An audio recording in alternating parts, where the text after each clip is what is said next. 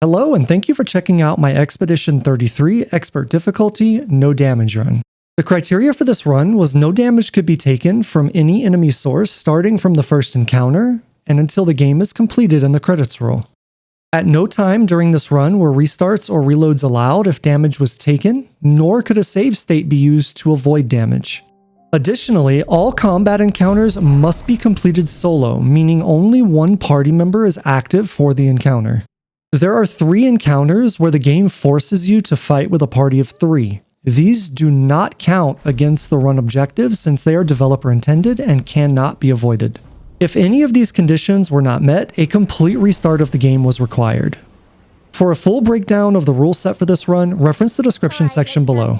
So with all that out of the way, sit back, relax, and thank you for joining me for this challenge run.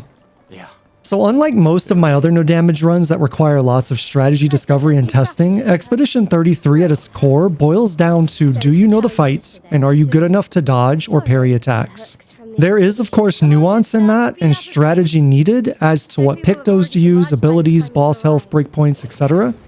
But at its core, this run is are you good enough at the game's combat. So I'll be explaining certain things for various fights, but most of the attacks from boss fights will be what you see. Either you dodge or parry it, or you don't. I just wanted to set that expectation up front before we get too far into the run. What? You look tense. Yeah, I know what you... No. Come on. And...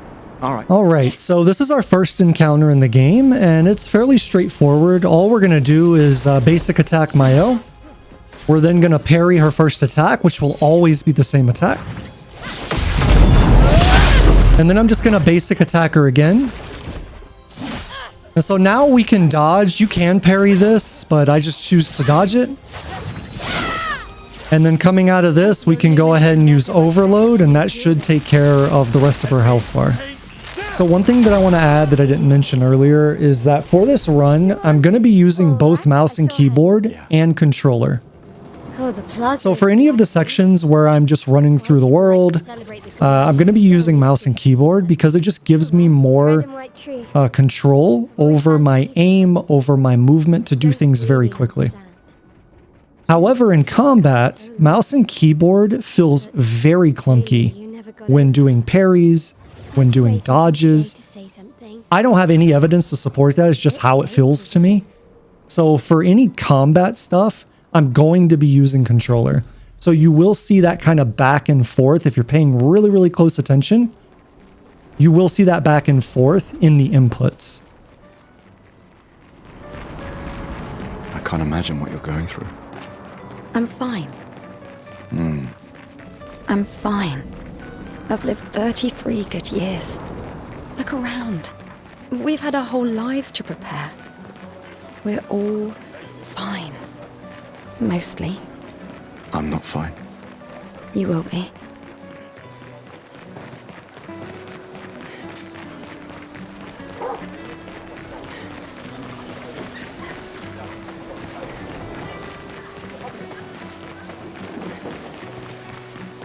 Oh, Lune's playing. You two would make a cute couple.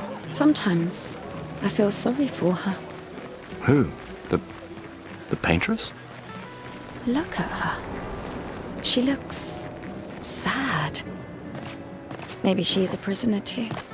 Stuck in the same cycle with us. I've always loved the harbor.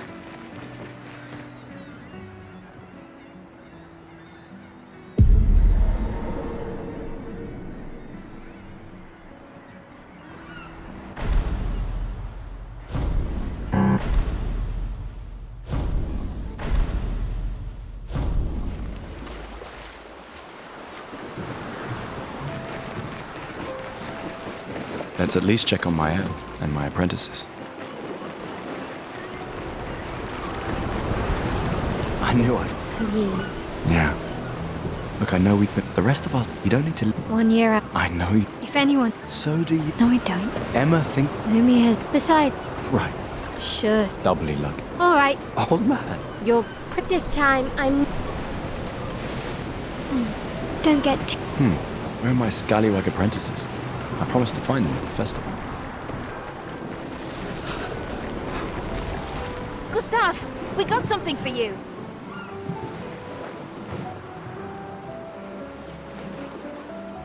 For your field. They'll Oh, and I shall and never. I can do that. I promise. promise. Adrien? I'll use everything you taught us, Monsieur G.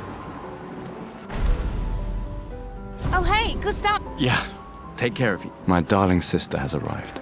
She'll kill me if I don't say goodbye. The chief counts. What? This is I've heard you. you and I. You should put that in. There are. You're. We're never. You're so. Just take. Me? We're her. She really. You mean the one? Just suggestion. I do. Anyway.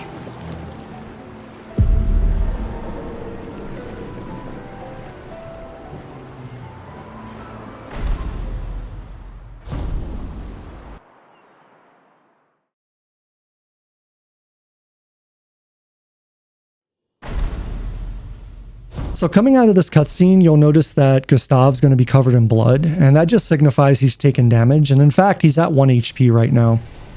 That obviously doesn't count against us, because I can't control that. You'll also see throughout this run that anytime I gain levels, there will be some health missing, and that's because we gain health. But when you're at 100% health and you gain some health, then that extra bit doesn't get healed back up. So that won't count against us either. Alright, so for this first enemy, all I'm going to do is just shoot the weak spot and then basic attack. That'll bring its health bar to about half.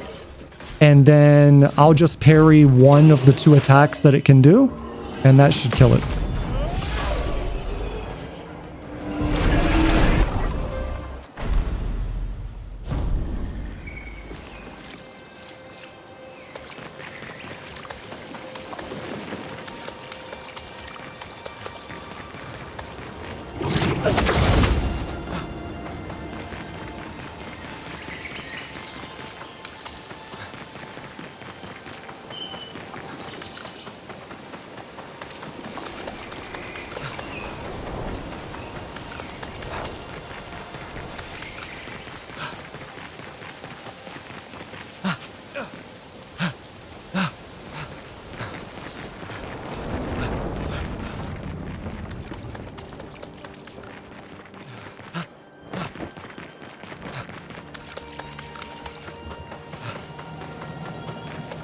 Alright, so the fight coming up is one of the 3 instances I mentioned earlier where you are forced out of solo play. So again, per the rule set, this will not count against us. So with Gustave, I'm just going to shoot all of my shots into the weak point, do a basic attack. And then I'm going to shoot 2 shots with Lune and then do Immolation. Now, depending on if you get crits or whatever, this fire damage could kill the enemy. If it doesn't, you're going to have to do 1 more attack. So there's 2 attacks that this can do. It can do the jump that you saw there. It can also do like a shield smash. The shield smash is very difficult to parry, so I just choose to dodge it. So if you get that attack, I would suggest just dodging it. And then you can just basic attack to finish it off.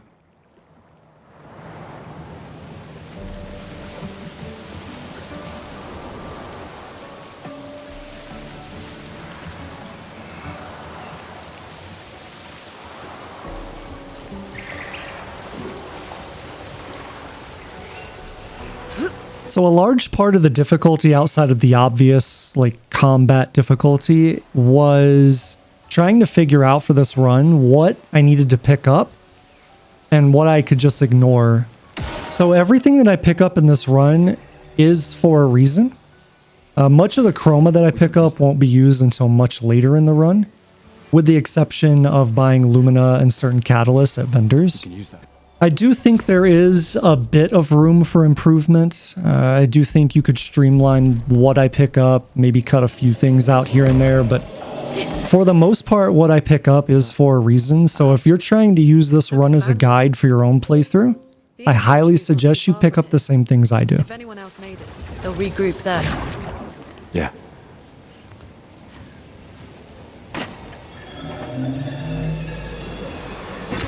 Nice.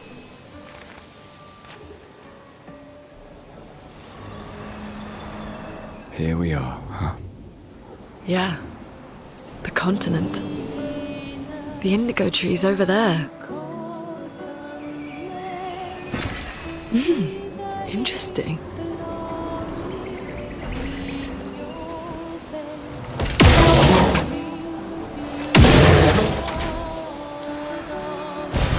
Well, that will help.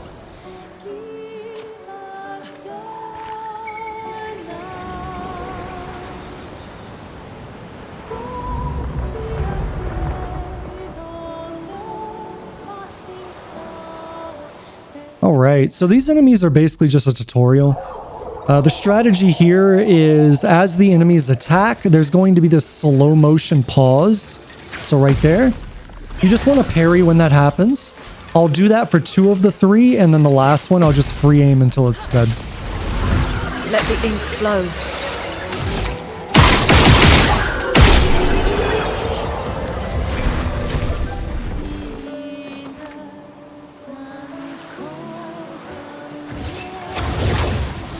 These blue trees. Something's disrupting the chroma around here. Be careful. We can use that.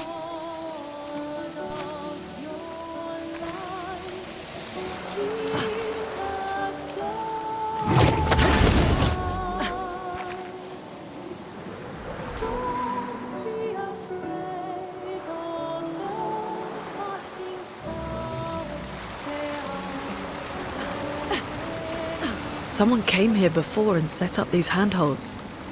Probably Expedition 69. The Climbers Expedition. Let us thank them for that.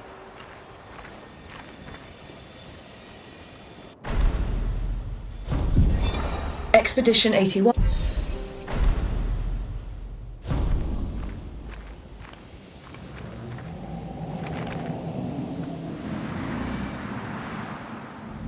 Flares! Survivors! Hurry!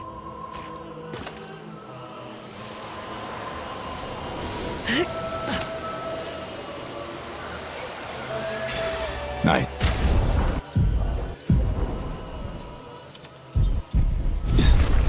Alright, so we're going to drop off here, and I'm going to go defeat the enemy set that's in front of me so that I can get the weapon for Lune. But technically, you can get the weapon from any of the enemies in this area, but this one's just right in front of me. So the strategy here is to free aim the one on the right until it's dead. Because I have dead energy, I'll get 3 AP back. I'm going to hit weak spot on the middle, weak spot on the left, shoot one more time on the left, and then I'm going to basic attack the left to get him to about 50% HP. And this will put them in a good spot where I can just parry both of them to finish them off. I'm ready.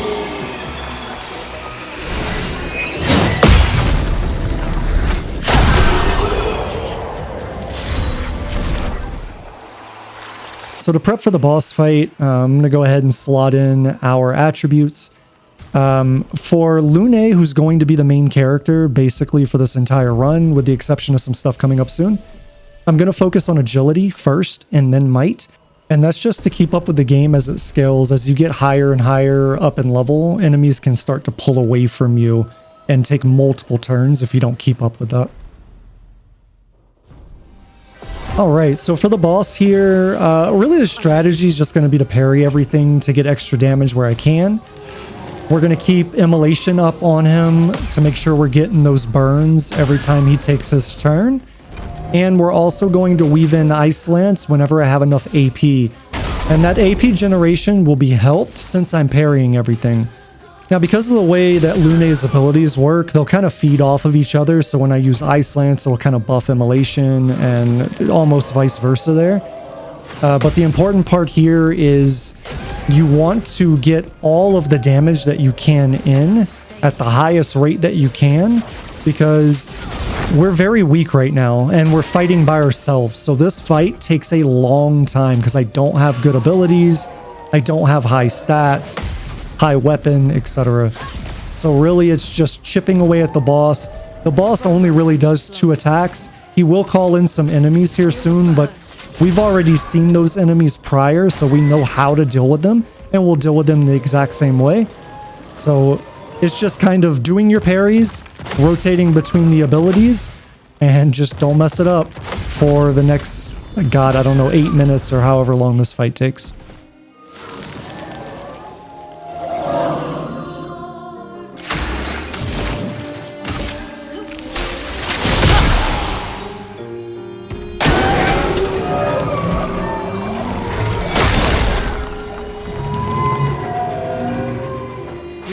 stain them.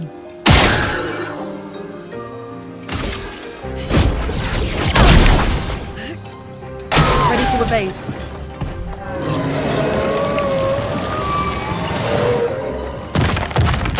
Ready to evade.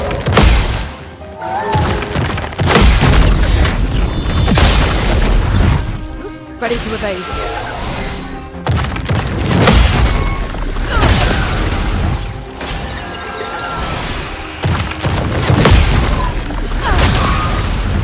So much potential.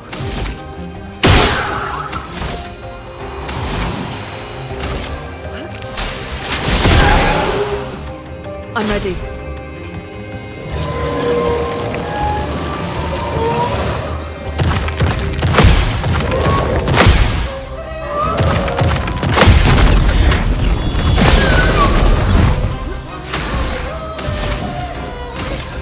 Ice. Shatter. I'll do it.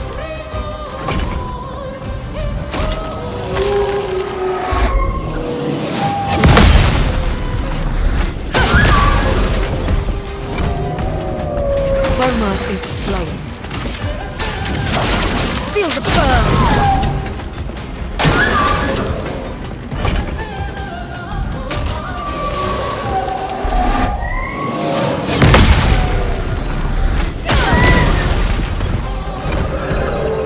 A storm is coming. Ice shatter!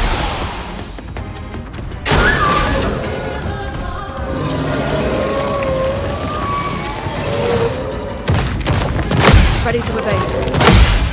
I'll do it. Careful. He's building up chroma.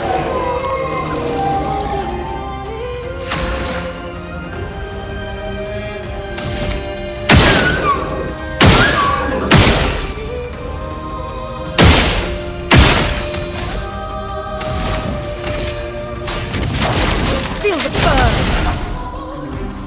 Ready to evade.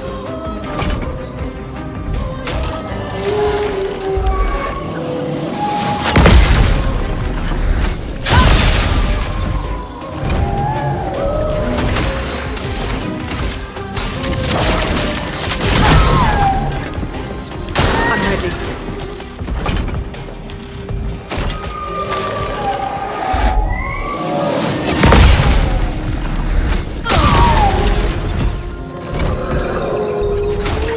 I'll do it.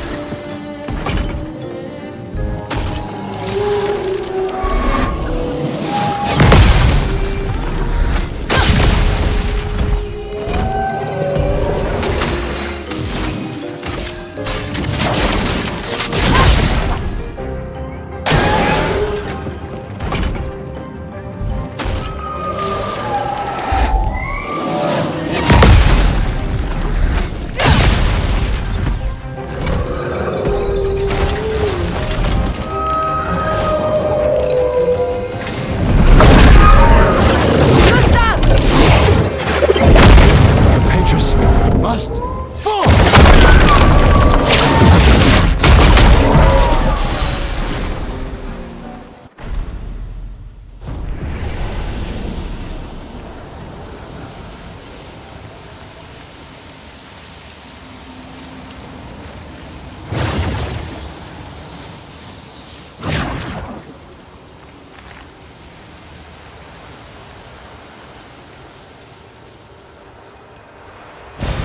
An advantage.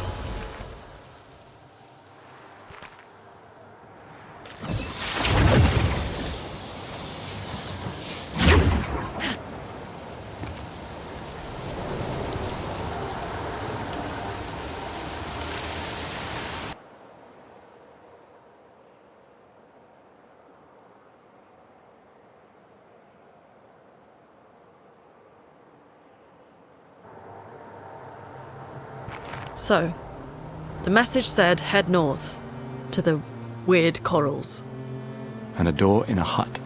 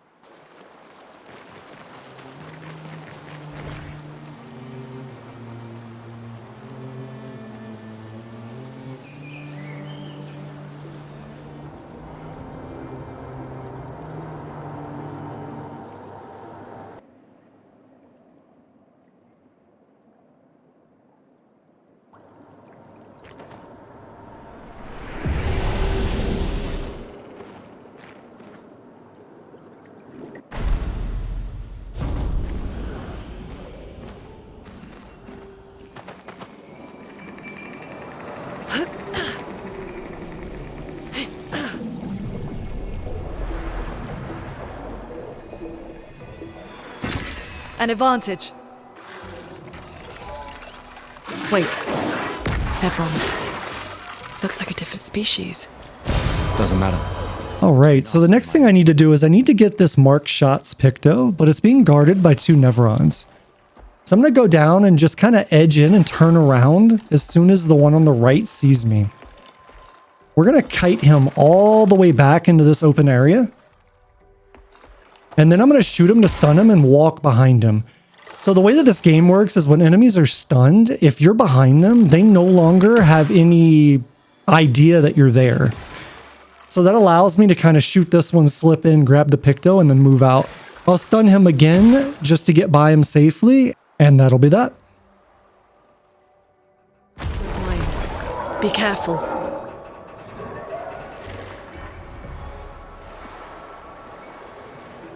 Okay, so I'm going to move up and grab this item. I'm going to turn right, walk forward, and then initiate the engagement. If you move too far forward there, or you don't do that fast enough, you will get caught out and you won't get first strike. So very important you do that right.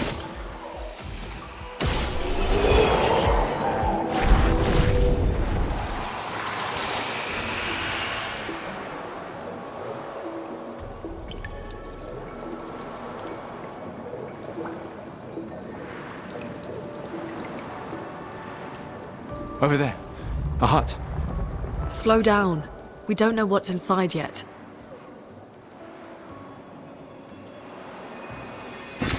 An advantage.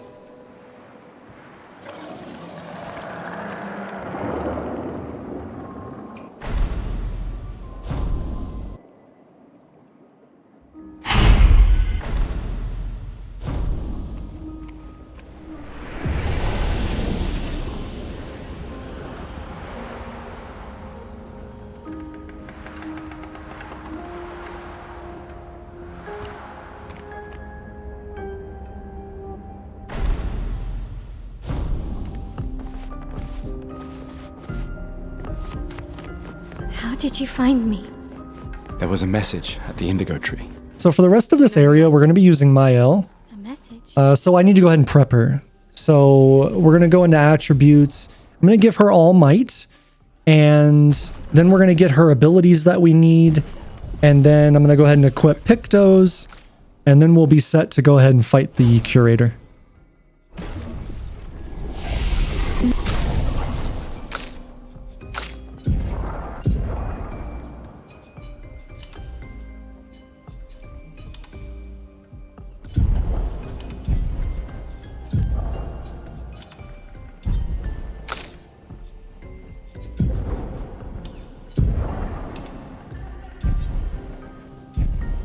Maybe. So the strategy for the Curator is to use marking shots to mark him once we're in Virtuous stance, and then use, I think it's called Puree or something like that. I call it Pierce, but we want to use that combo, and that will do a huge amount of damage to him. Depending on where we are on his health bar, it can one-shot him. Unfortunately, because we're playing solo, I have to rely on that gamble, whether I get the free aim shot to mark or not. Because I can't just set it up as you would, for example, with Gustave's marking shot.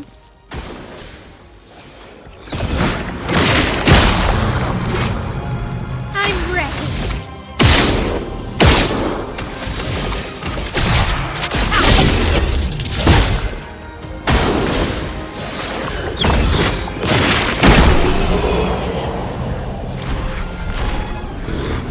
That was fun. You could come if...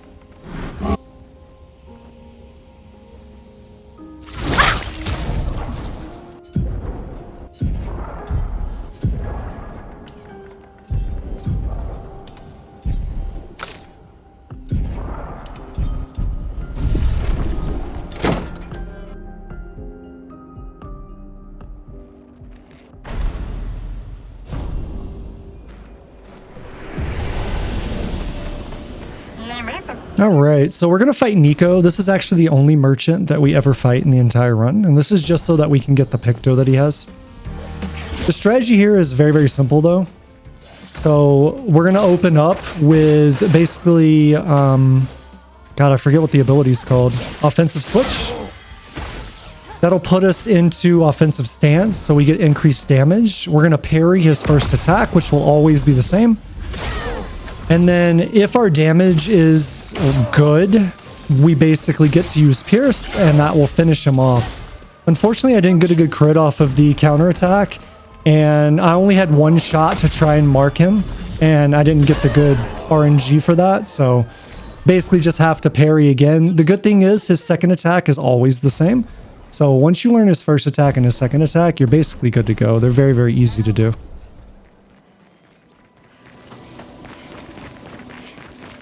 These dead Nevrons. Who could have done this? Guess. So I'm going to run towards where we would exit this area into the next to get the enemy to drop down. I do this because for whatever reason, if you don't do this now and you do it later, he actually won't drop.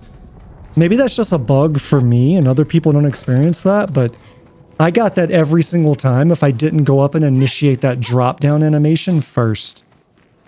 Anyways, we're going to come over here. We're going to get the item for the NPC that we're going to talk to. And that will give me the weapon that we're going to use for the rest of the run for Lune. Nice. Now, the reason why I'm getting this weapon is because the way that I'm going to build Lune to do max damage is to basically leverage Lightning Dance. And this weapon gives lightning abilities 20% increased damage once you hit level 10.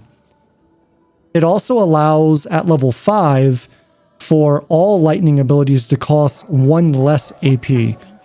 So because of the level 5 and the level 10 bonus, this weapon is invaluable. Well, that will help. So make sure you pick that up if you're going to use this run for your playthrough and you're going to use Lune as your main character.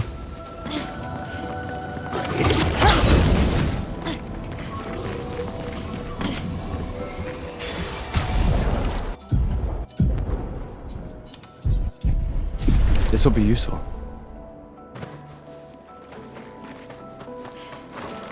Alright, so we're going to engage these enemies, and the only reason we're doing this is so that I can get the weapon for Maelle. The strategy for this group is basically to free aim the one on the left, free aim the one on the right, and then I'll basically free aim down to 3 AP on the one in the middle, and then use Spark. And that should bring him low enough that once it swaps over to his turn, the fire damage will burn him to dead. Now, you could completely skip this fight if you want.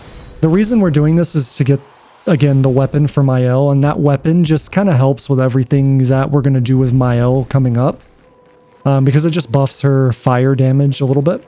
But it's not necessary. You could absolutely skip this if you want, because we're never going to use this weapon again for the entire run. It's forging something. So they have intelligence.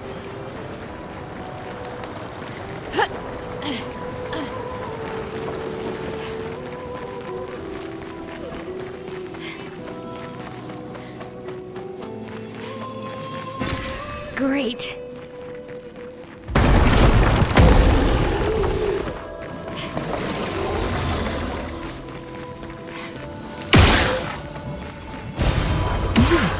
Interesting. Nice.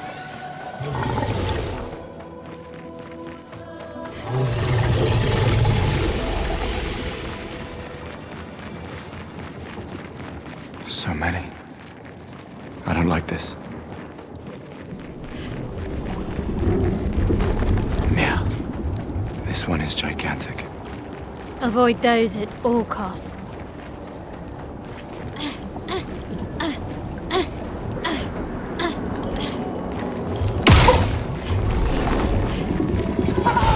Great.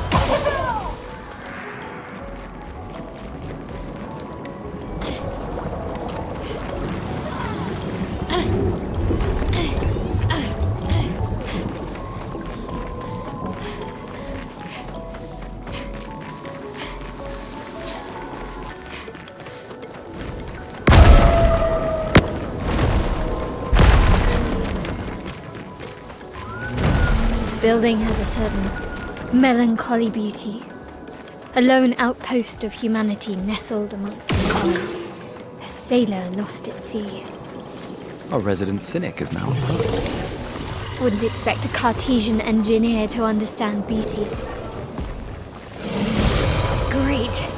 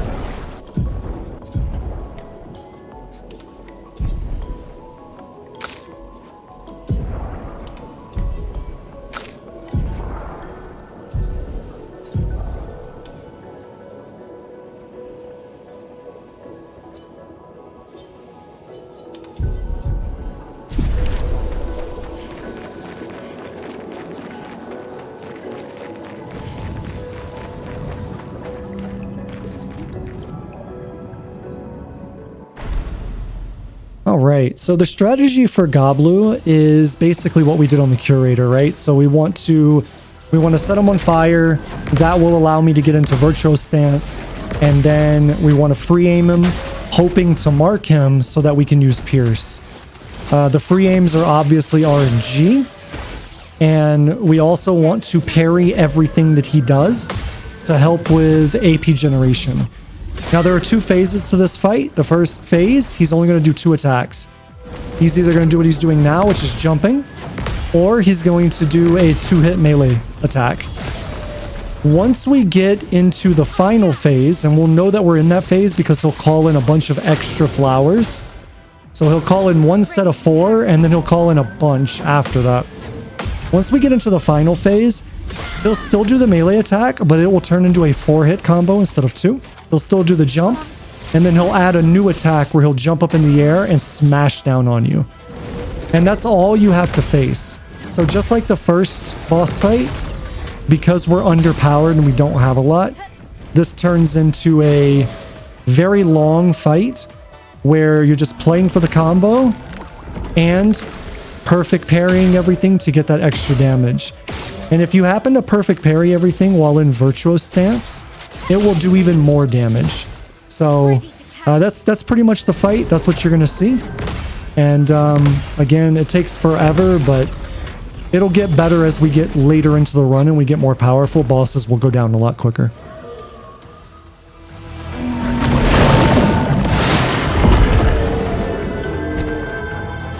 On me!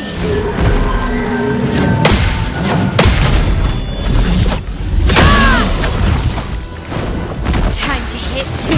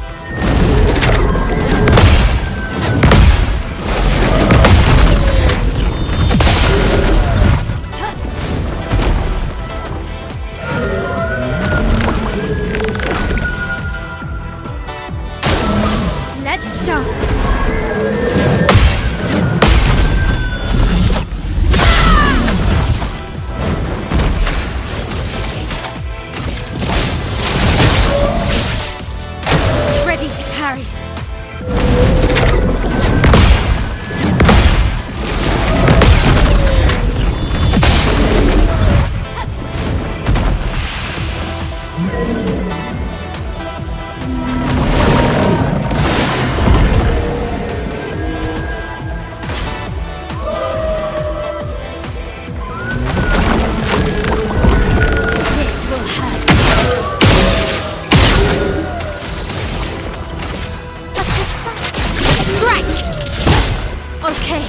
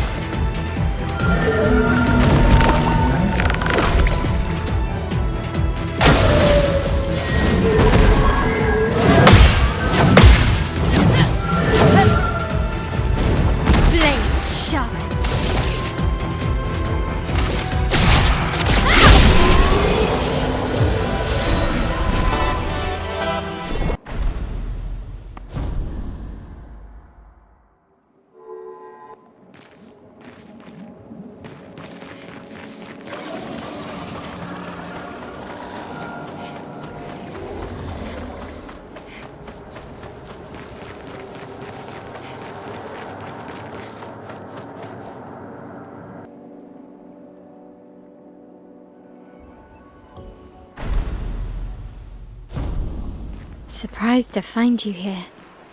I hope we can trust him.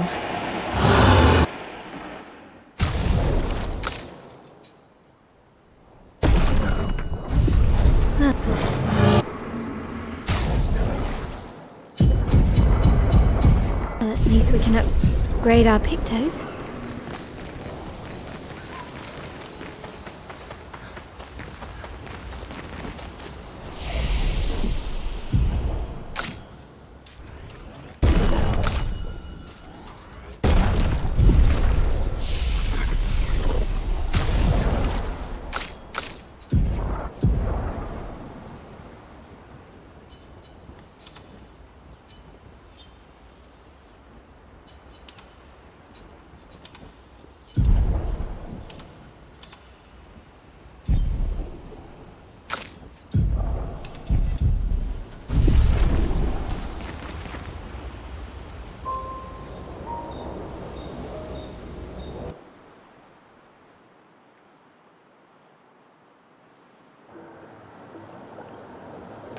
Did Noco tell you anything more about the village, other than red trees everywhere?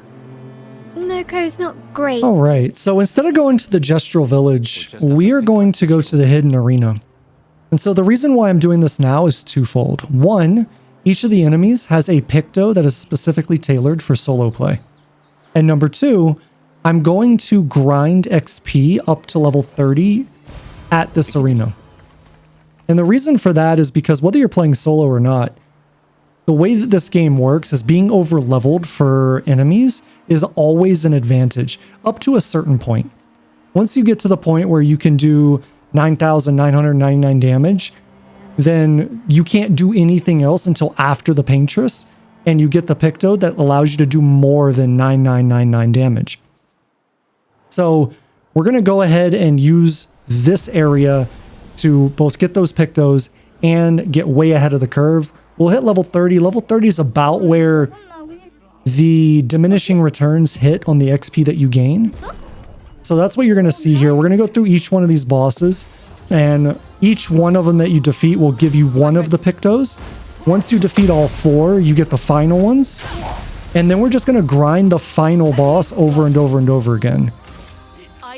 And this stuff kind of happens exponentially. Like at the beginning, everything's kind of really, really slow. But as we start to gain levels and we get that XP and we get those Pictos kind of slotted in, it's going to get to the point where once we get to around level 25-ish to 30, we're basically one-shotting the boss. Okay? So, and that's what we're going to be doing for about the next 30 minutes.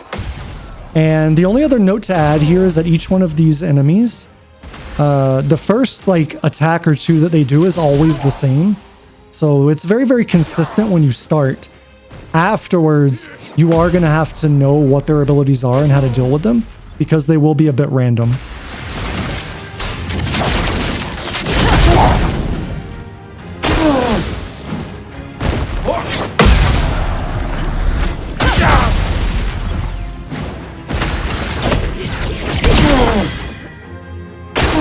I'm ready.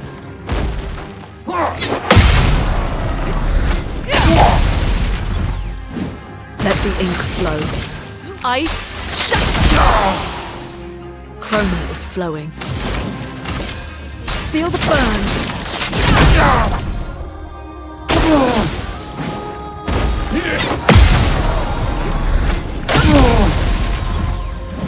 A storm is coming.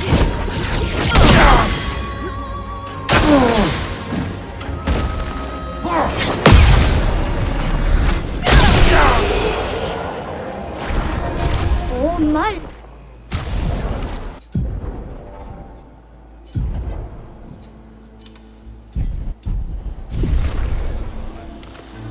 어디? 있어? Alright, real quick note here for big hands. So this first attack he does where he kind of spins around and punches you, it just like I don't understand the timing of this attack, or something is just off or inconsistent with it.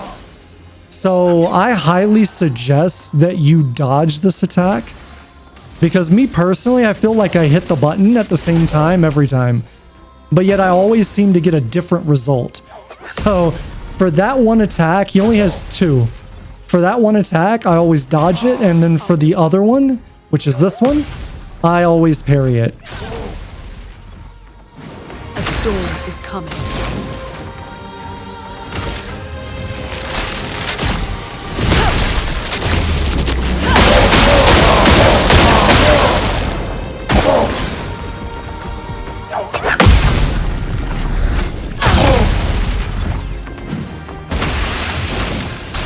Feel the burn. Ready to evade. I'll do it.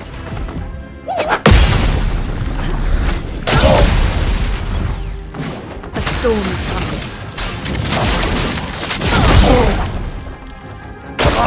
I'm ready. Let the ink flow.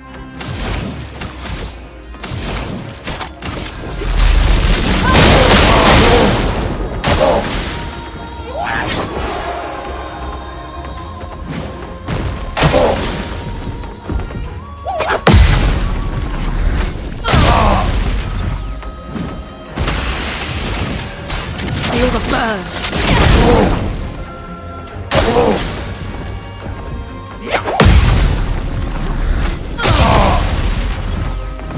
Let us stay.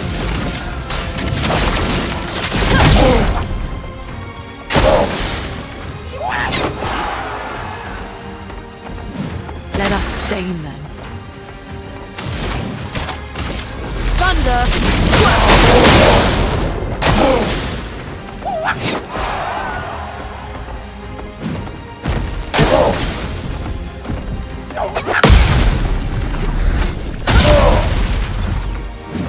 Renoir is flowing.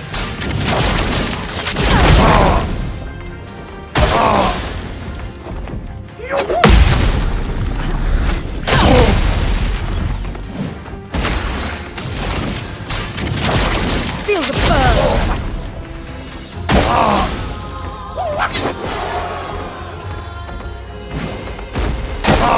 Ready to evade.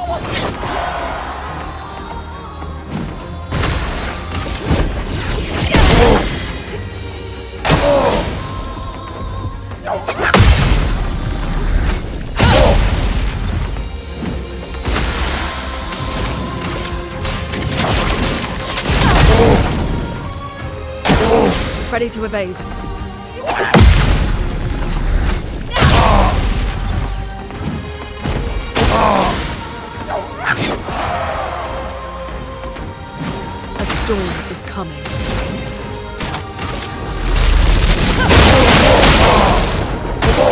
I'm ready.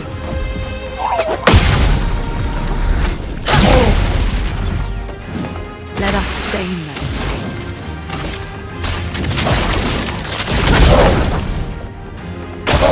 I'll do it.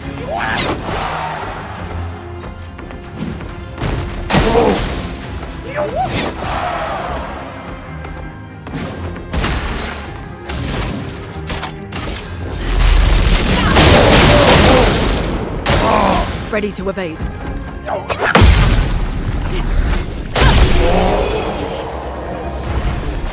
Oh my.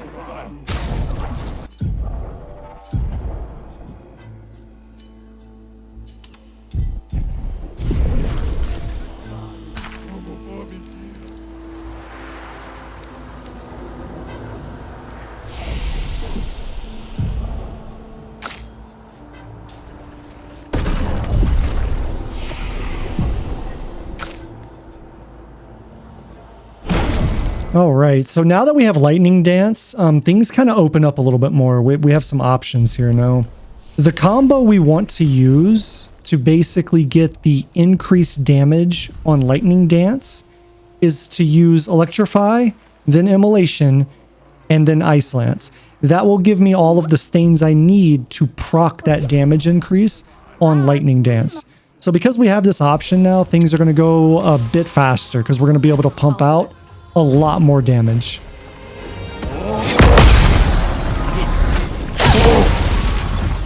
Oh, I'll also add that the way that I started this off was a carryover from a previous run. So I start this off wrong. We definitely want to start this with Electrify and then go through the combo that I mentioned earlier.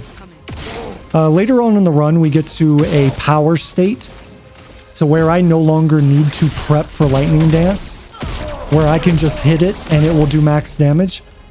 And that usually starts with doing a kick so I can get the AP I need and then going into Lightning Dance. So I just wasn't thinking here. That's why I started that way. Definitely start with the combo that I outlined earlier.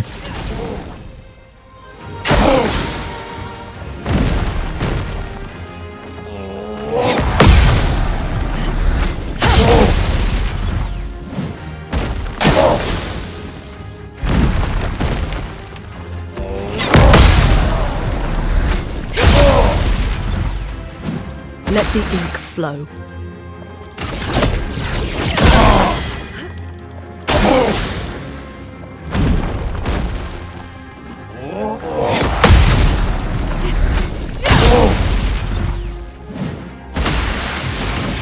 Ice, shut!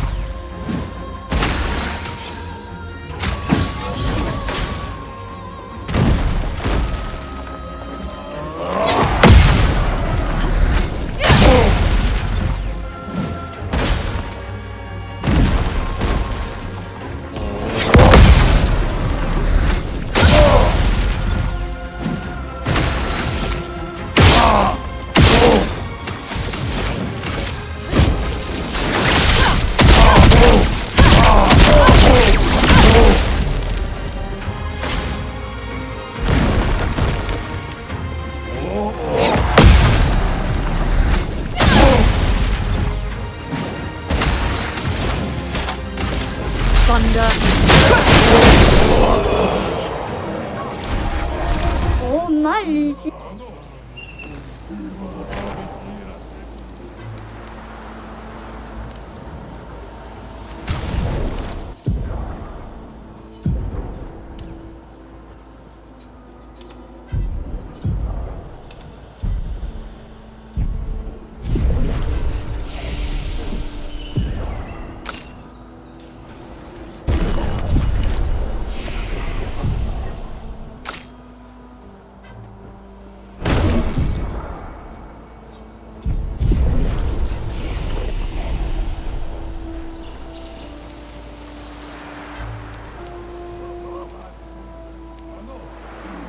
Ok. Isso? Ulah fosof na.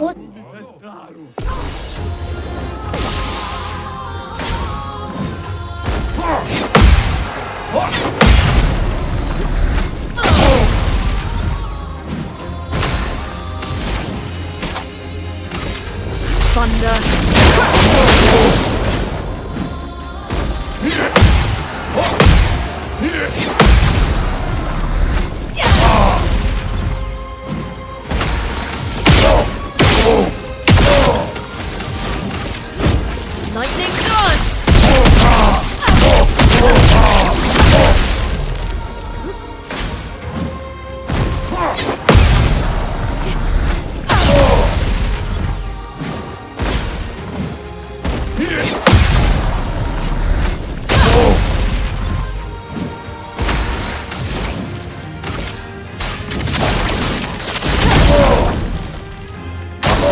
Ready to evade.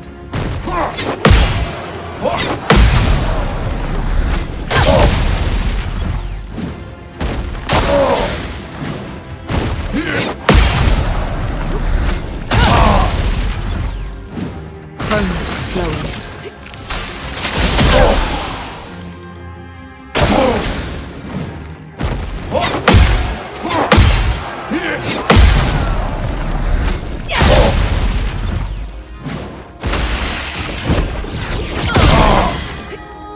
I'm ready.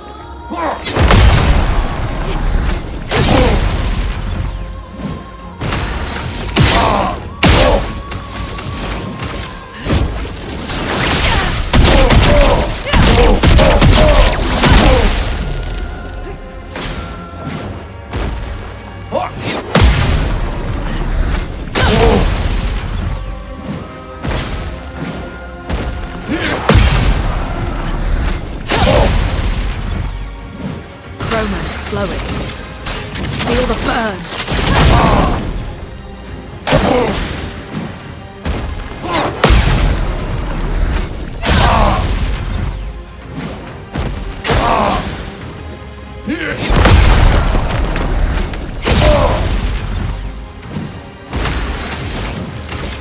Ice, shut!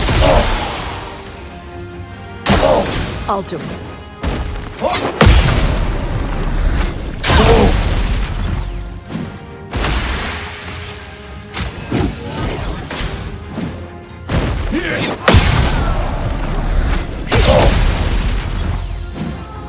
I'm ready.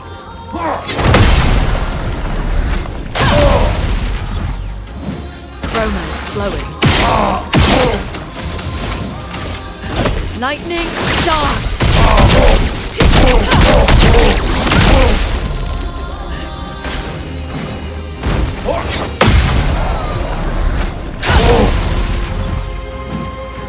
Ready to evade.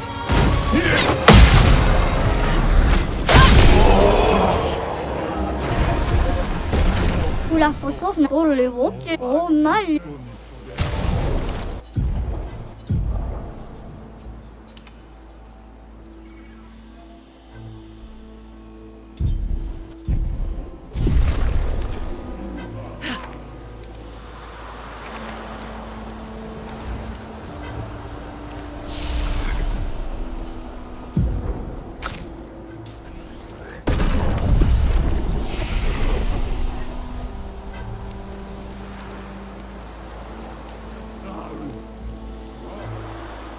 Nimba? Ok. Oh le gros, oh mal. Ready to evade.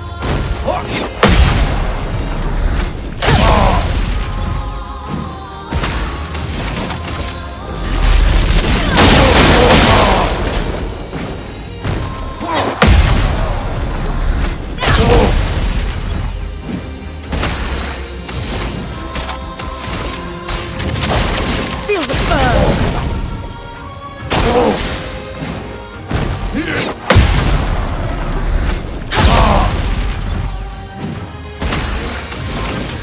Ice, shut!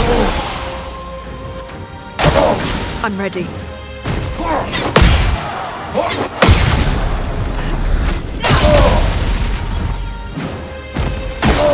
I'll do it.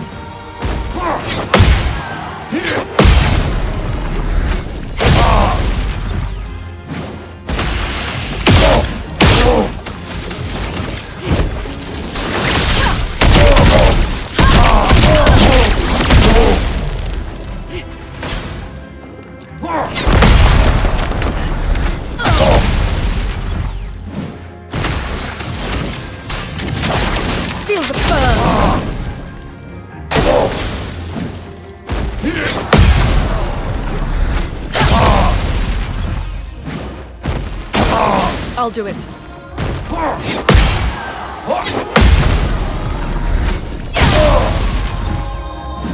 Chroma is flowing.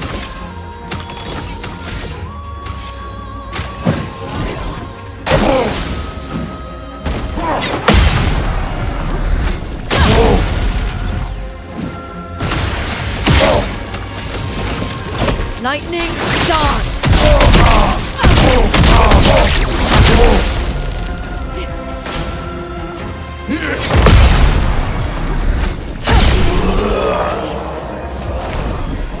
Volevo.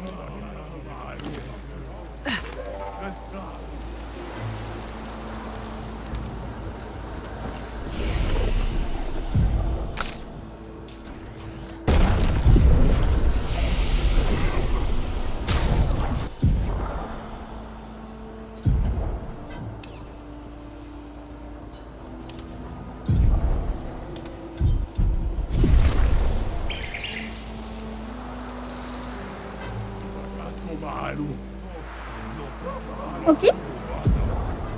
Qui ça? Ah, cool. Oh, bah oui, là. I'm ready.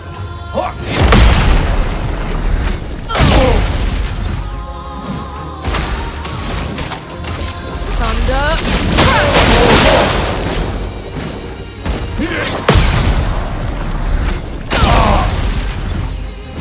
Chroma is flowing.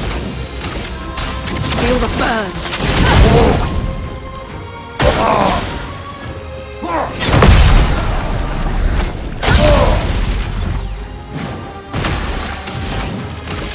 Ice shut.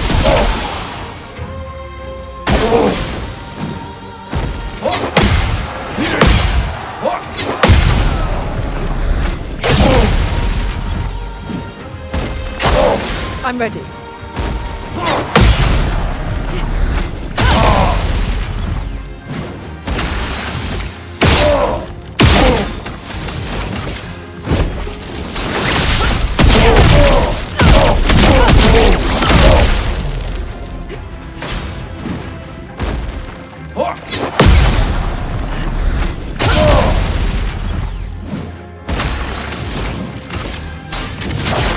Feel the burn.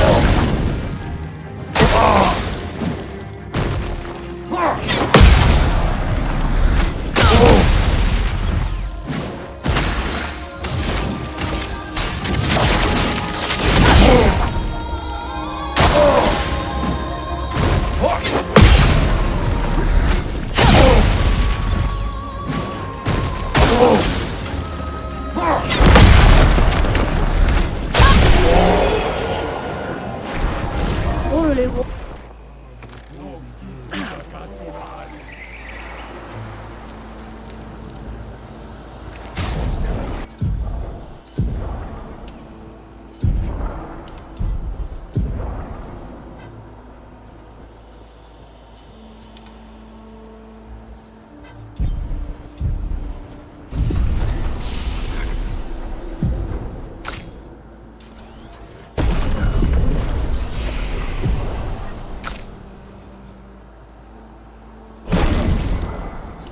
All right, so now that we have Elemental Trick, this stuff is going to go much faster. Because we have the Last Stand critical Picto that gives us 100% critical to everything we do, we're going to be able to use Elemental Trick, and whenever those attacks crit, they give you a stain that pairs to the damage you did. So it will do one of each element. Because we have 100% crit, every one of them will crit. So we will get every single stain that we need, and then we can use that to auto buff Lightning Dance. So basically, we're just going to use Elemental Trick Lightning Dance over and over and over again. Now, because we can do this combo, any extra AP that we have above 6, which is what we need to do Lightning Dance, we're going to spend into free aim shots trying to mark the target for extra damage.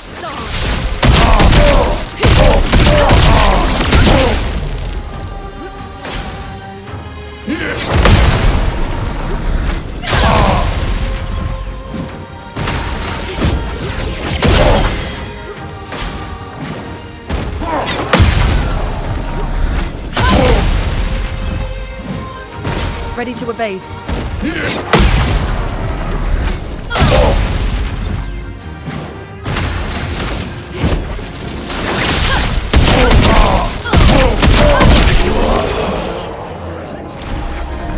Oula, faut sauve, Nabil.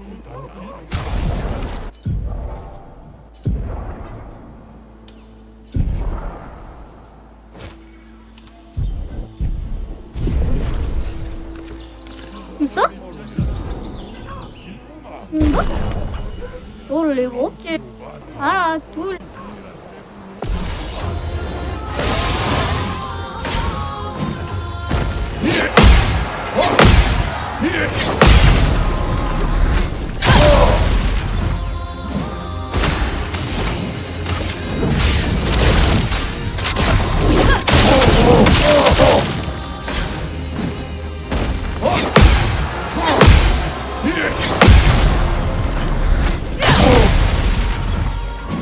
Let the ink flow.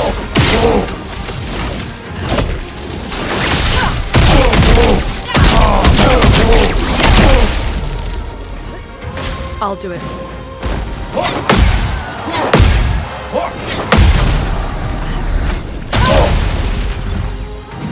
Let us stain them.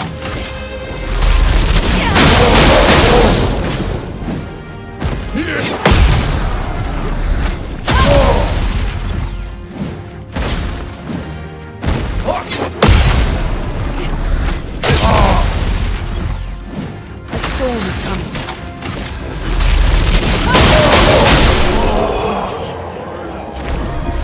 원래 없지.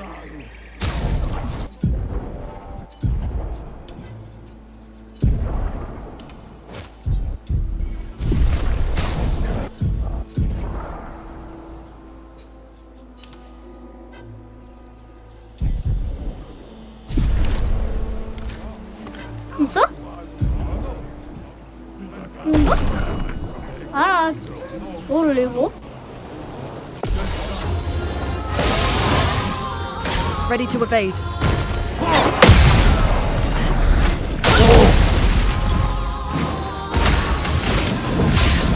Elements converge.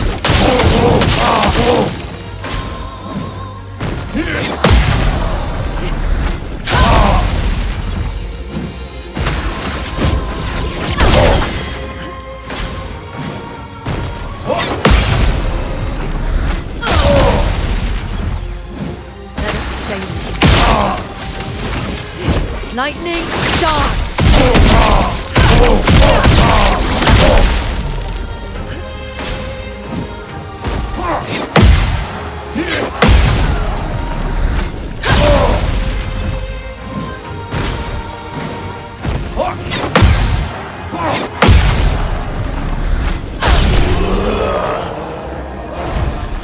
Oula, faut sauve, Nabil.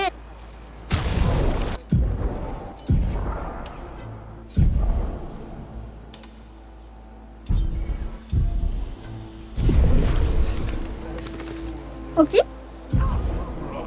이거? 오, 나. 하나, 둘, 넷.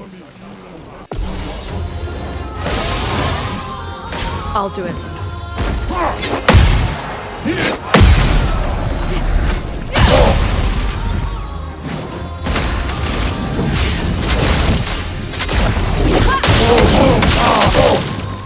Ready to evade.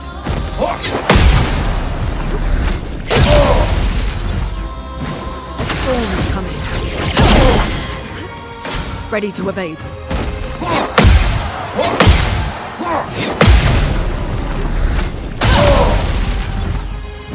So much potential.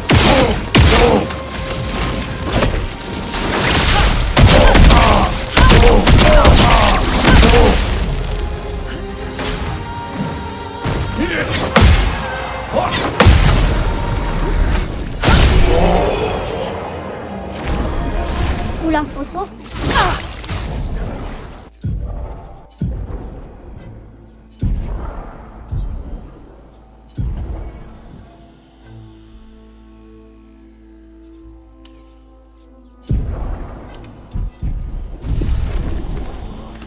이거?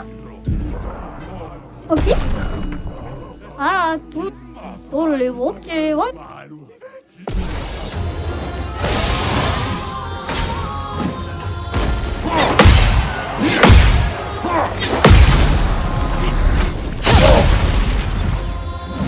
Let the ink flow.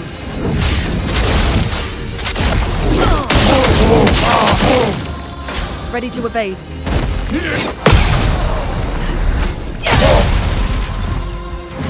Let us stain them. Lightning dance.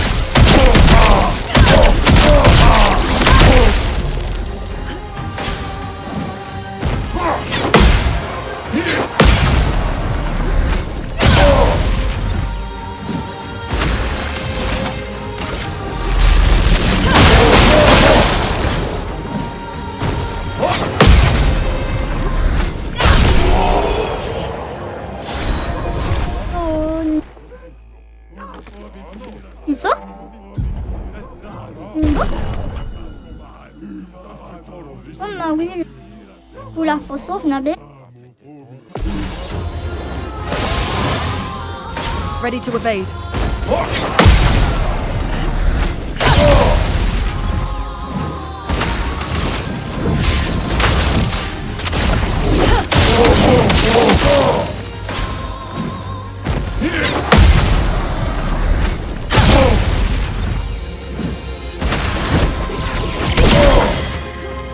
I'll do it.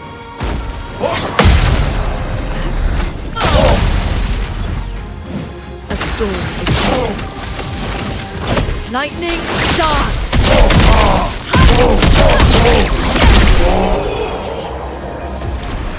Oh my. 오케이? 일곱. 하나, 둘. Ready to evade.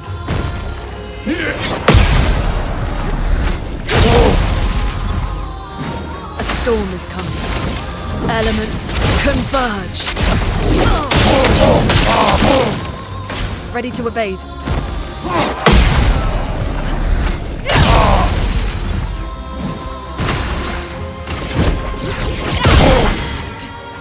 I'm ready.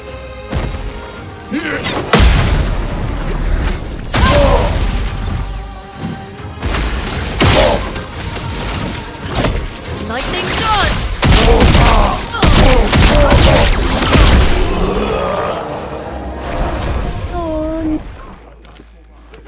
있어? 이거? 일곱. 하나, 둘.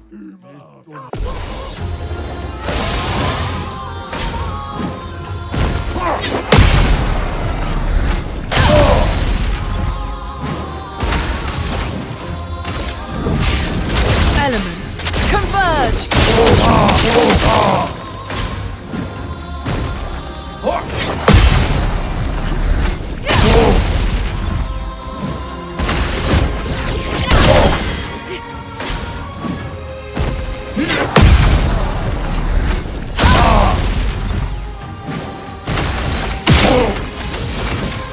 Lightning dance!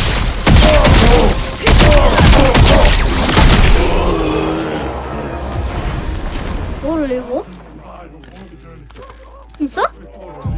이거? 하나, 둘. 엄마 우리 Ready to evade.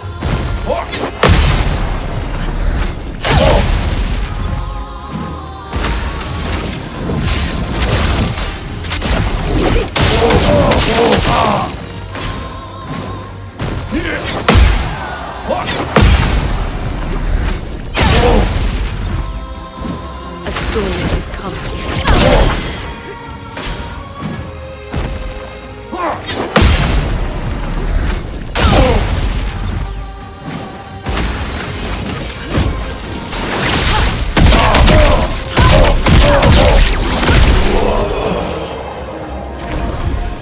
엄마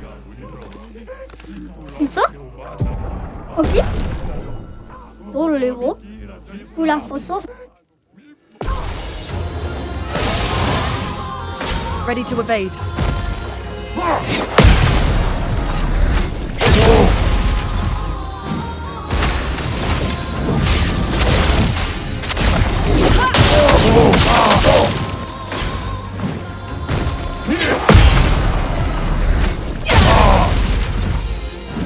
Let the ink flow.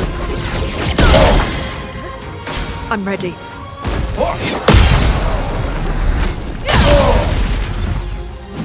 A storm is coming.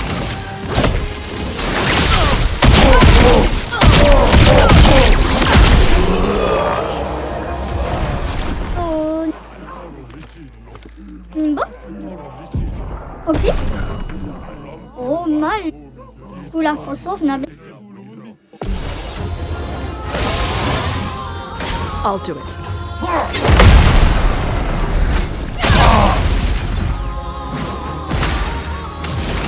Elements converge.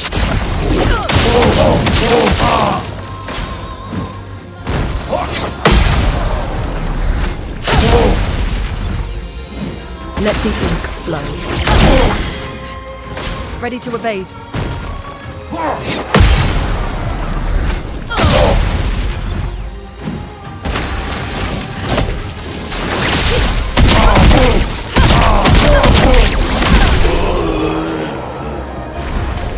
Ah oui, là, faut... Ok. Qui ça? Oh, ah oui, là.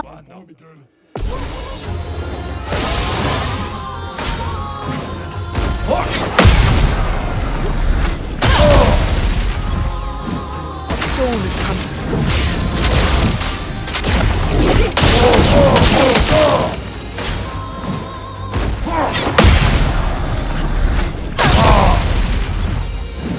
Let the ink flow.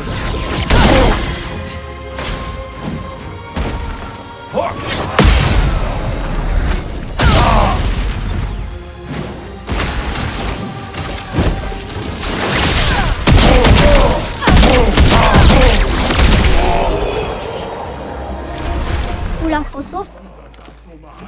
Ok. Qui ça? Ah oui, là. Ah, cool.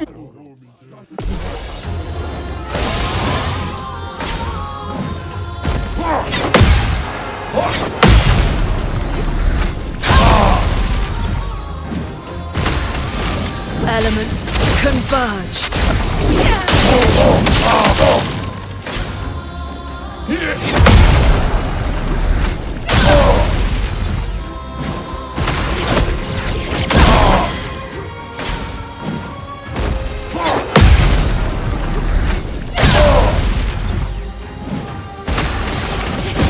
Lightning dance!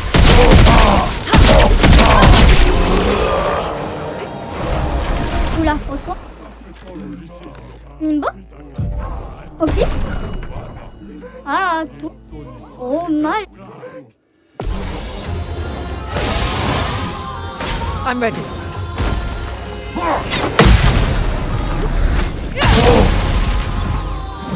Chroma's flowing.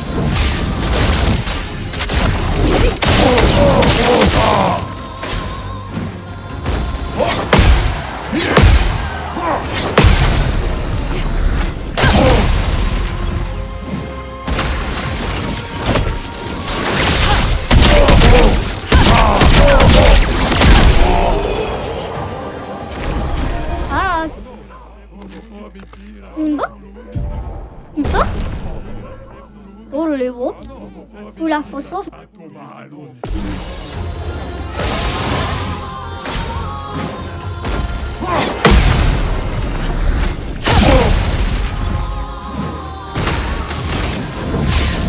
Elements converge.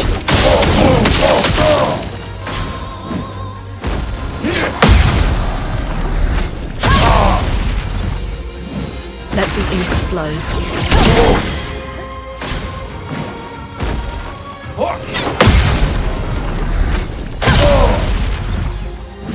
Chroma's flowing. Lightning dance.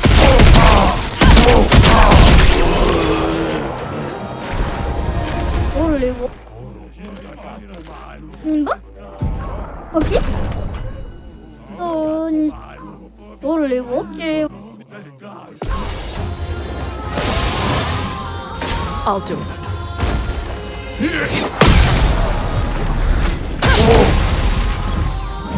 Let the ink flow.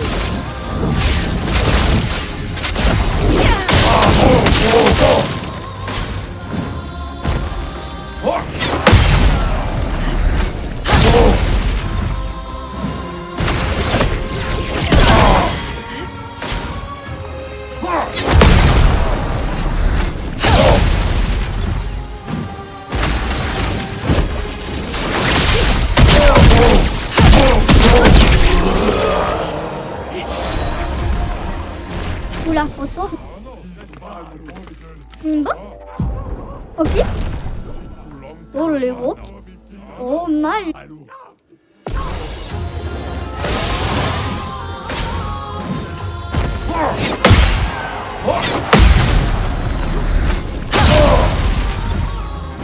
Storm is coming.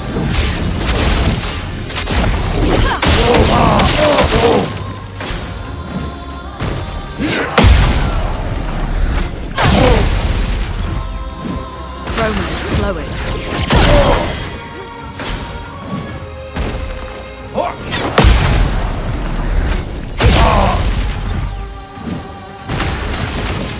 Lightning dance!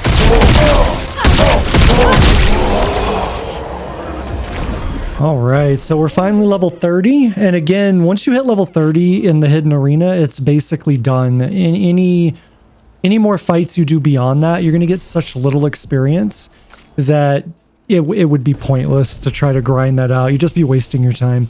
So we hit level 30, and now we can move on. We've got all of our Pictos that we need for solo play now, and we've got them all in Lumina, right? So we don't have to have them equipped anymore. We have them in Lumina, so we can equip other things to learn in our 3 primary slots. So we're good to go. We're set. We're going to now head over to the Gestral Village and go ahead and do all of that stuff.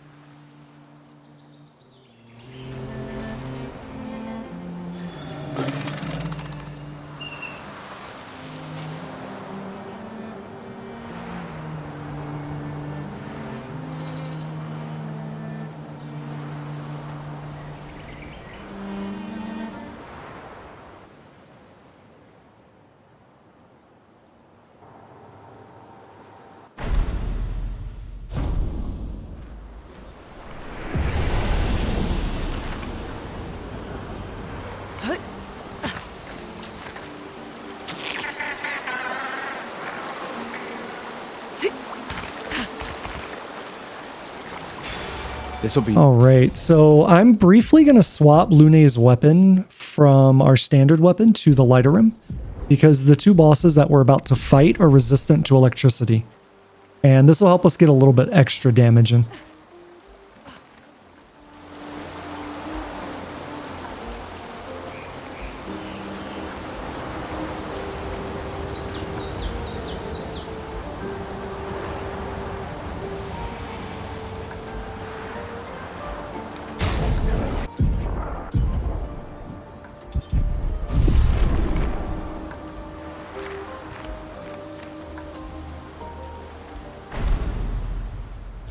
All right, so for this guy, we're basically just going to one-shot him. He's never going to get a chance to attack us.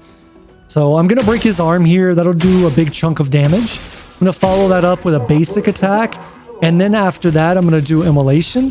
That should bring him low enough that once it swaps to his turn, the fire will take out the remaining life that he has. And then you just need to remember to dodge when he goes to fall on you.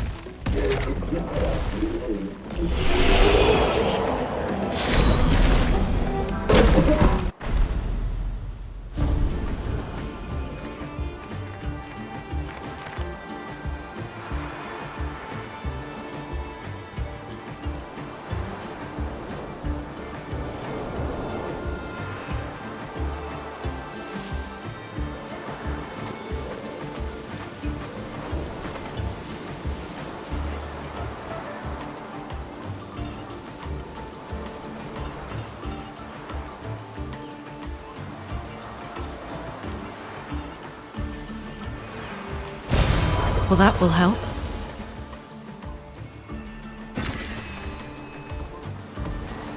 These things are fascinating. How do they even stand?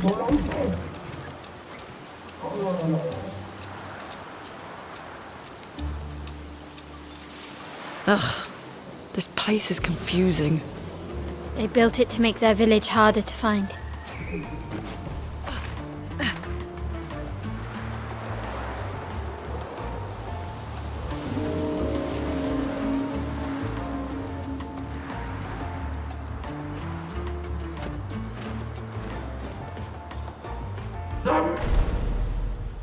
Alright, so for this boss, it's very similar to the last enemy where I'm going to start off by breaking his arm for some damage and to remove some of his ability set.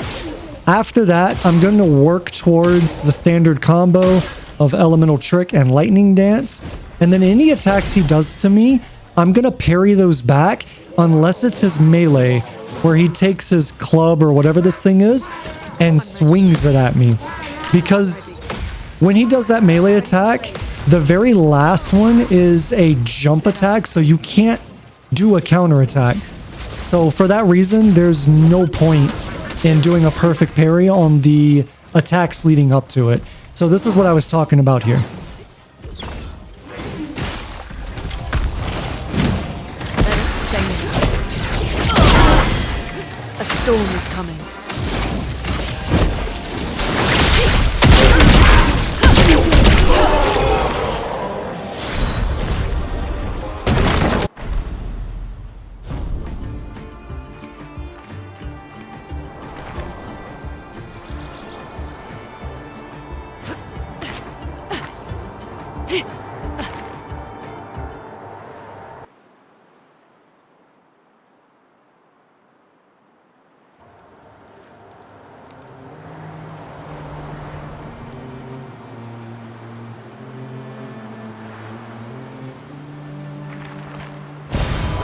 Nice.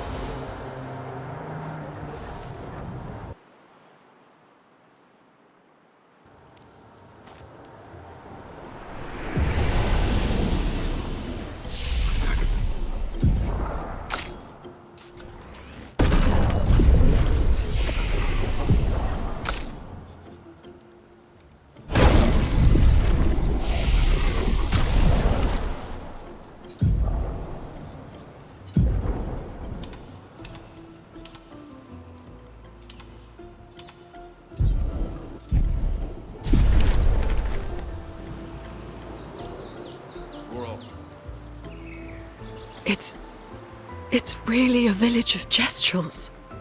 They seem better at surviving than humans. I guess intelligence is not a prerequisite for survival on the... Malit? It was... Doombag. There are so... We need to get... Human. Others have... Doombag. A whitehead. Surimoto. You know him. Kiyosano. Nimakuba. So Kimotira. Kinikakowa. Why? Esquie. Esquie. Amigiza. We already... Ki. Rito tesa. Surimoto. Aiko. Zamza. Tomodare. Luki to me. The strain. Okay, so for the Gestral Arena coming up, there's 4 enemies that we have to fight. There are 3 Gestrals and then CL. We're going to fight the 3 Gestrals with Lune. Continent? And the strategy for that is basically just basic attack into Lightning Dance. Because we're so overpowered now, that will one-shot all of them. Once we get to CL, I'm going to swap to Maelle. And the reason for that is because if you defeat CL with Maelle, then you get the Medellum weapon. And I want that now, otherwise I would have to get it much later on in the run. And I don't want to do that because that is Maelle's primary weapon for this run. We're going to use that all the way up until the credits. So we want to get that right now. As for the fight with Maelle, all you're going to do is basic attack CL. And then she has 1 of 3 different abilities that she could do against you. You just need to know how to parry those. You'll parry that ability and then she'll be done. So it's basic attack parry and the fight is over.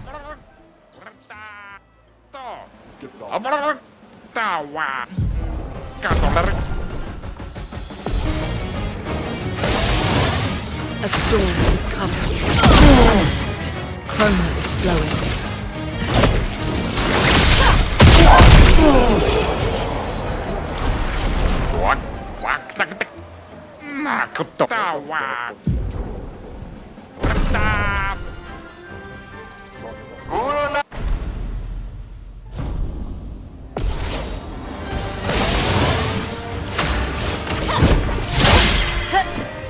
On me! On me!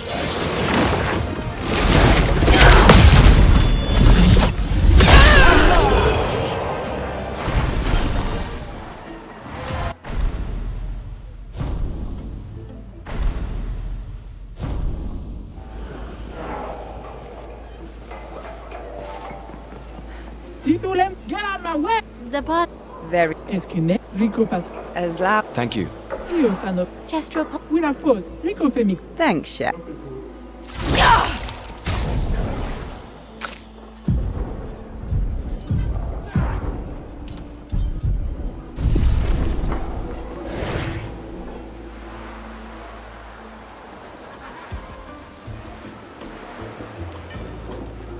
Omigelis miva, ega wikiras, Eurotos.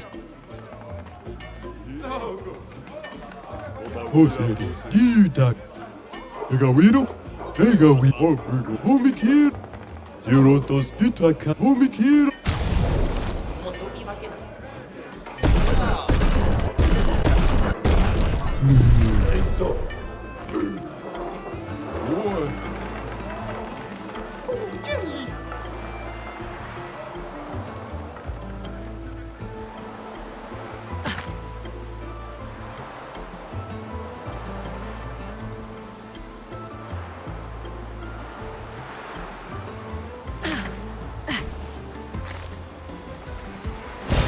We can use that.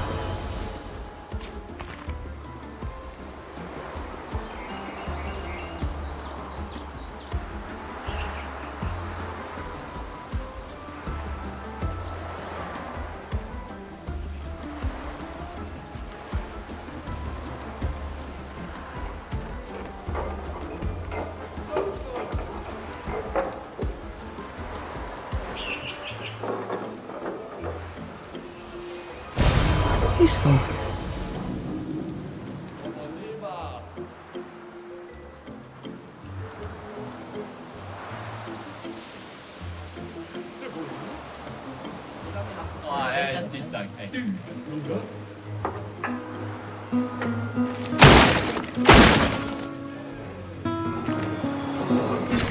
Nice.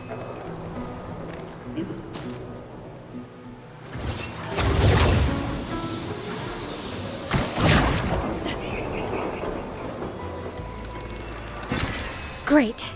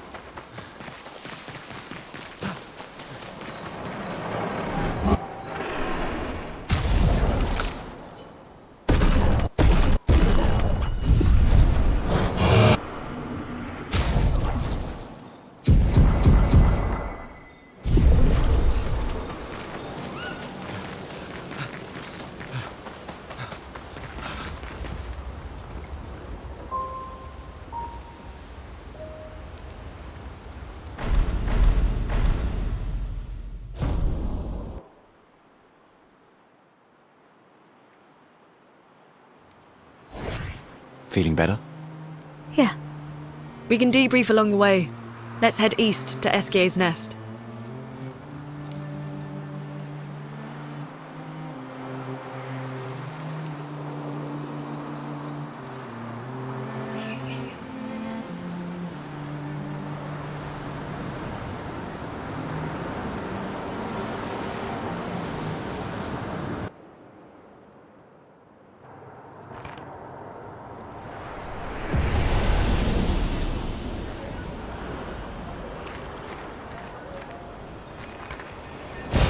An advantage.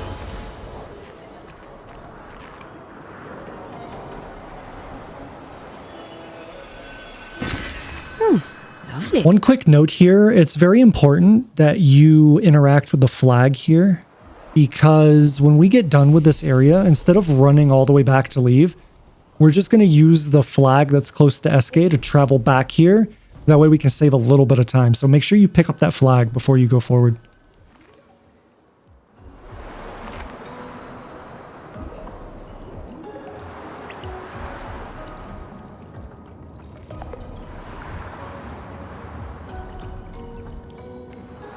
Interesting decor. Esquie is said to feed on light. Are you okay, Maelle? I don't know. Getting a bit of deja vu again. The light here. It feels a little... I don't know. Yeah.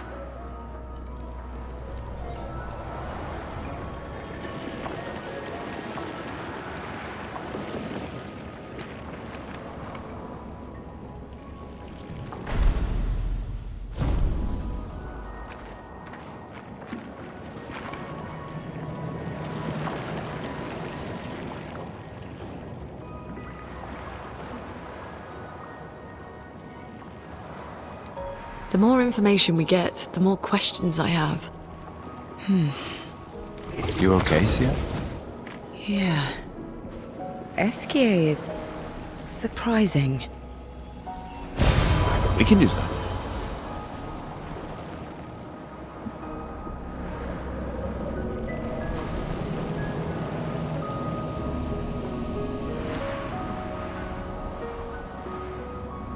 All right, so for the Francois fight, we are so incredibly overpowered that all we're going to do is just basic attack and lightning dance, and that's going to demolish him. He won't even get a chance to attack us. Chroma is flowing. Lightning, dance!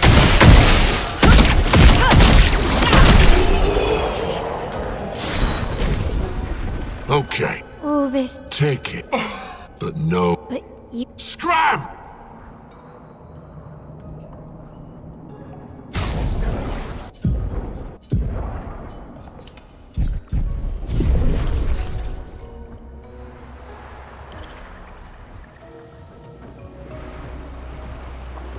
Francois and Esquie are very different from Gestrals and Nevrons. You think the Paintress created them too? If not, who else? Maybe they came from another world. The more information we get, the more questions I have. You okay, Sia? Yeah. Esquie is... surprising.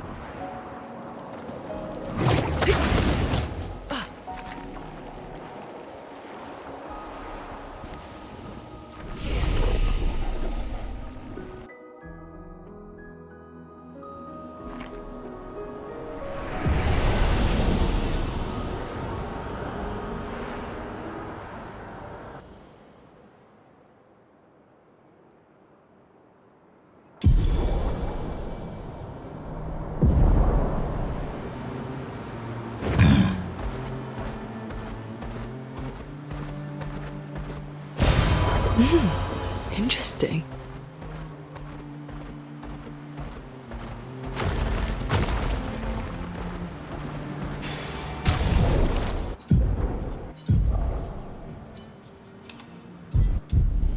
Nice.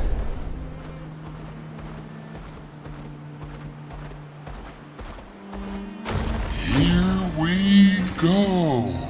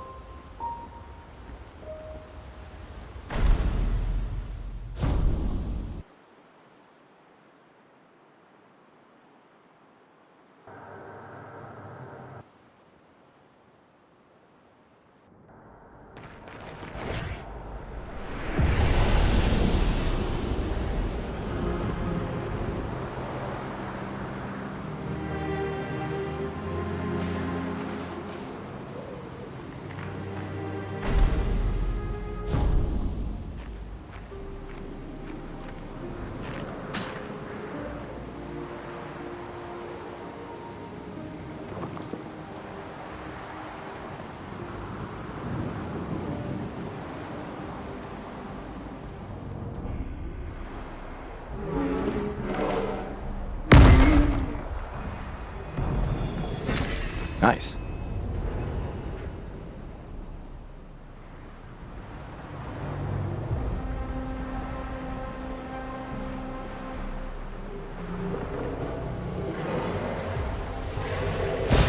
We can use that.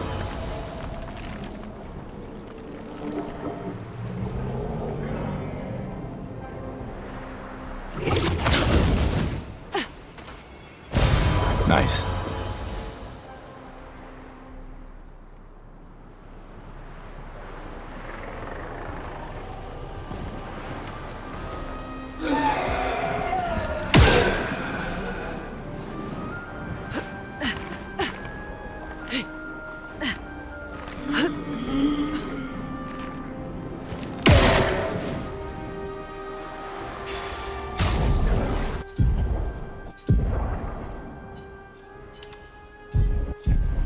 An advantage.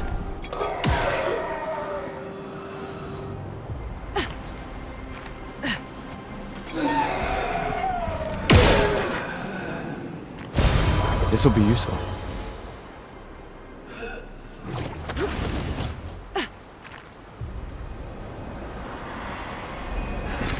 We can use that.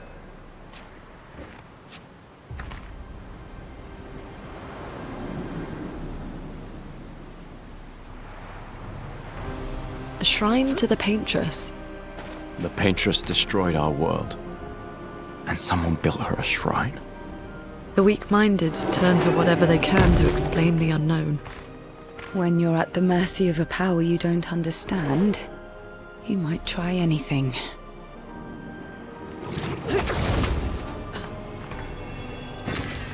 Nice.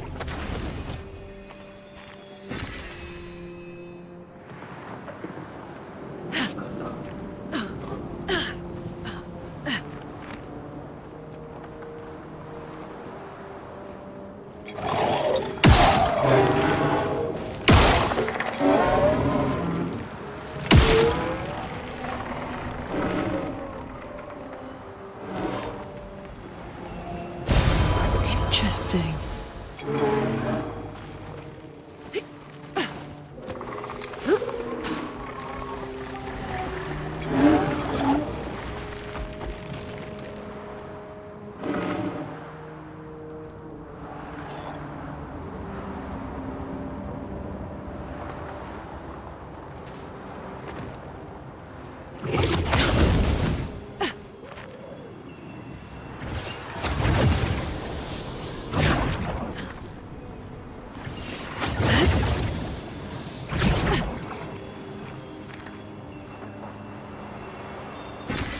Oh, lovely.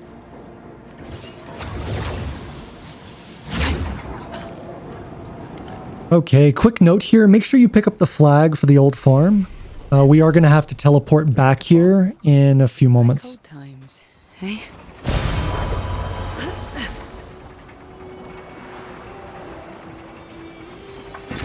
Nice.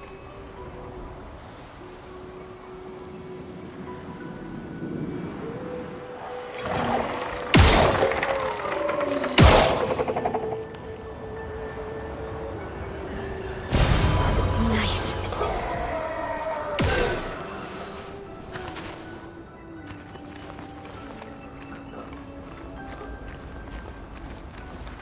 Oula, faut couler.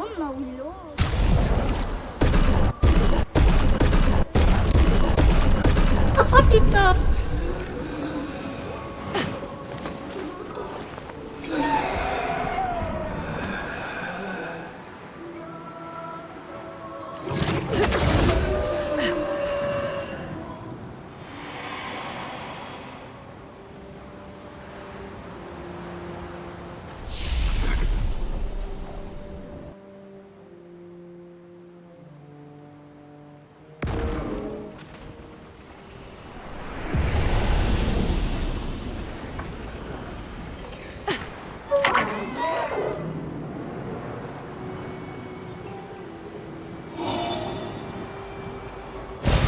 Great.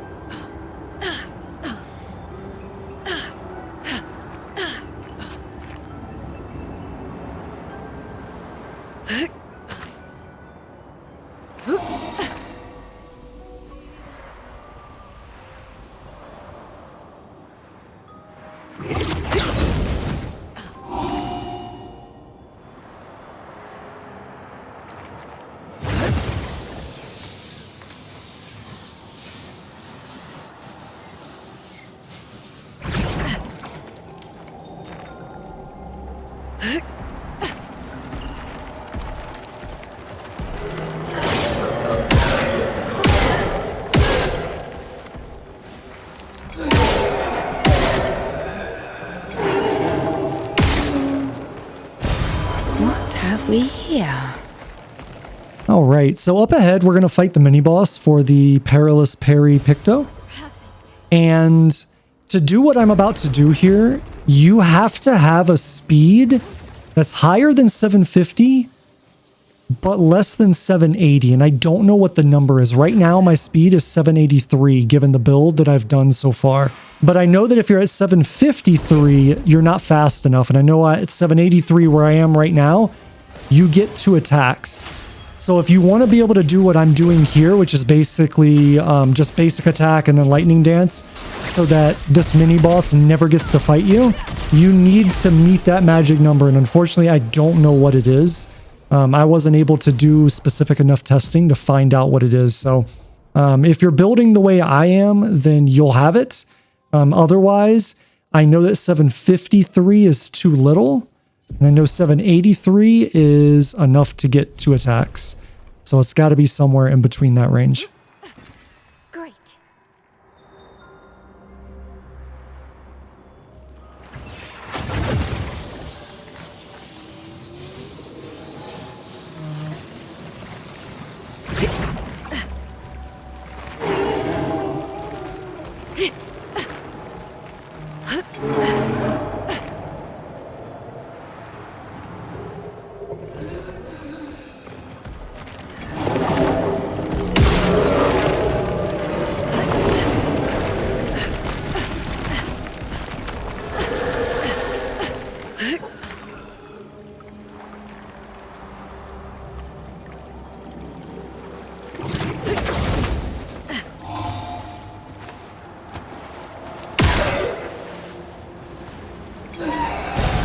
Nice.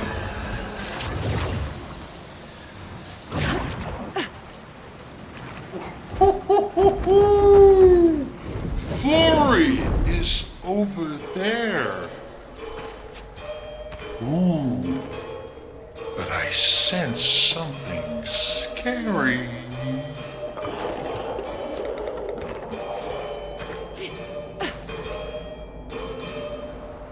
All right, for the first real boss fight of the run. So the general strategy and approach here is that phase 1 is much easier than phase 2.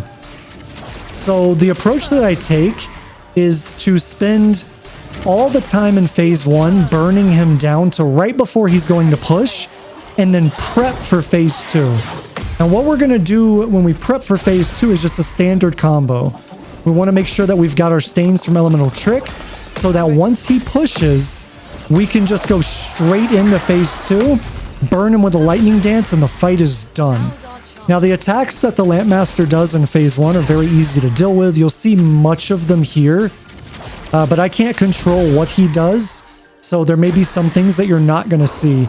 I do want to call attention to when he turns the lights off and the lamps shoot light at you. That is actually where the bulk of our damage is going to come from as far as parries are concerned, and where the bulk of our AP generation is coming from. So we absolutely want that. You're going to have to get a little bit of a feel for it, because you don't want to push him before you're ready. So right here, I've gone ahead and prepped because I know he's going to get close, and that with the burn damage and my counterattack, I will actually be able to push him. So I'm prepped for phase 2. I've got all the stains I need. Now we're just going to do parries, counterattack damage, and burn damage to get there.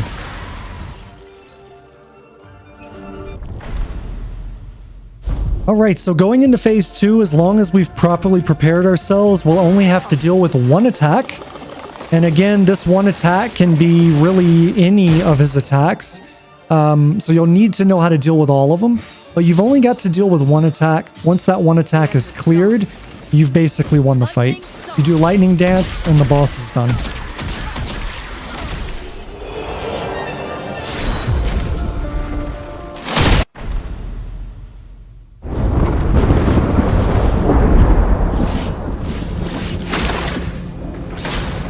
We've done nothing to you. We should be on the same side. Let her go.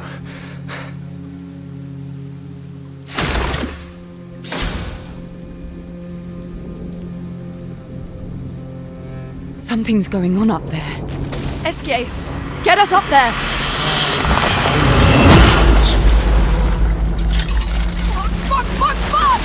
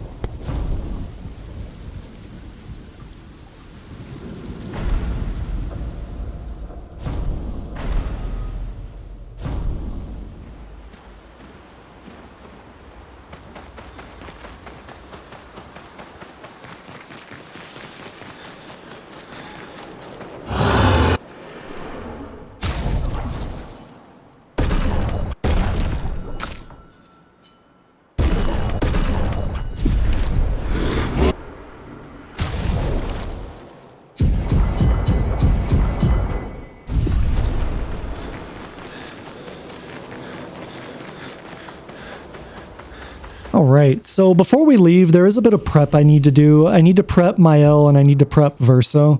The next combat encounter that I get involved in is going to be the second of the 3 instances I mentioned at the very beginning of the commentary where I'm forced out of solo play. So I'm going to go ahead and prep them not only for that, but I'm also going to prep them for the third and final instance where we get ripped out of solo play, which is the fight against Renoir. So there will be a little bit of prep I have left to do once we get that far, but much of the prep I can do up front now, which saves just a little bit of time once we get to that.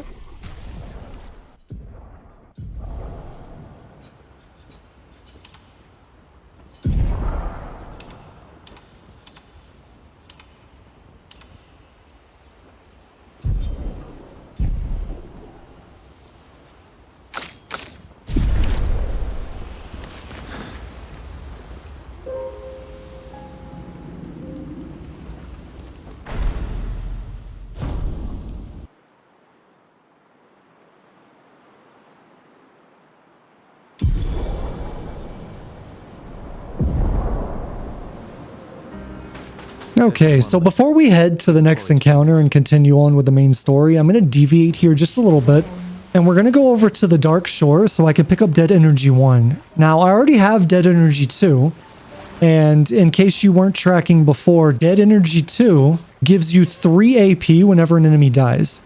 Dead Energy 1 does the same thing, so combined, they give you a total of 6.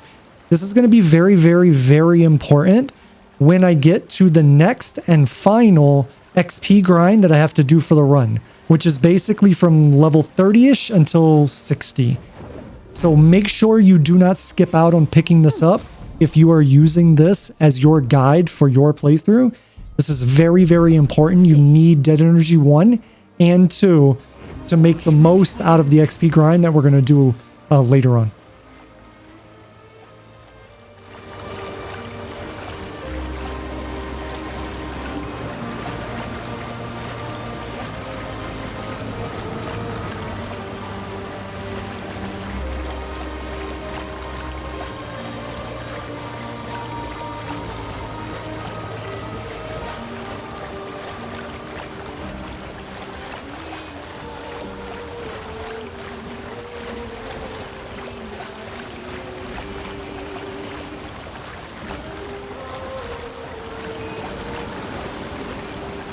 Everyone okay?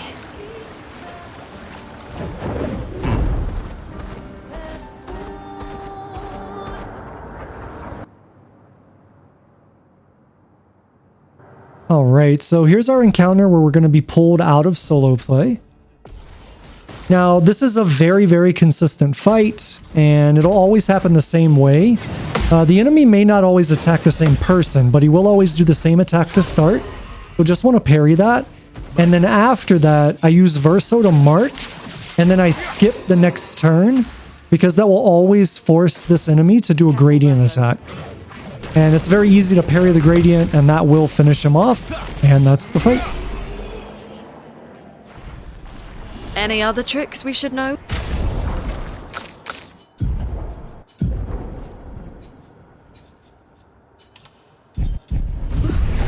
One thing at a time.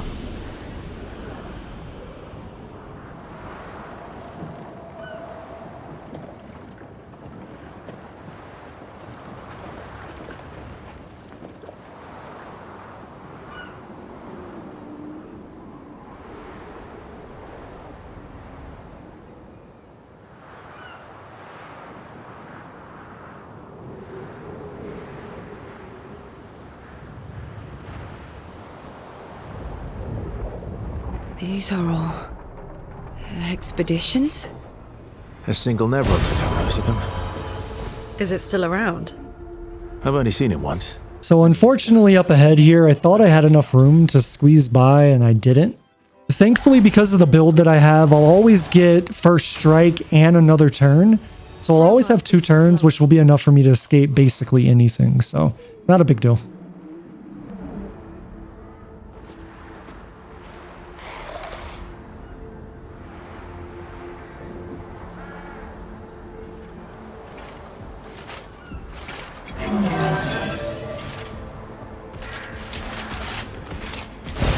Great.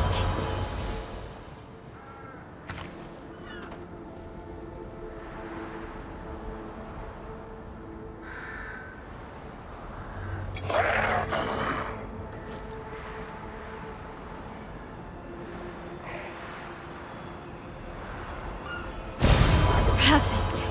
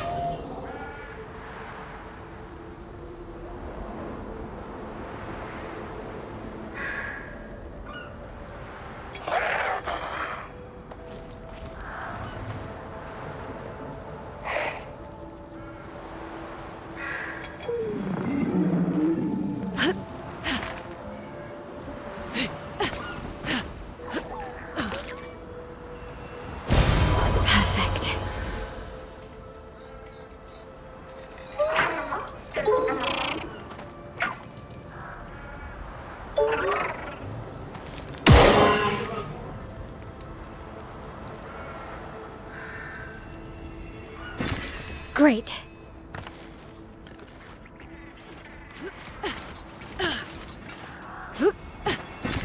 Perfect.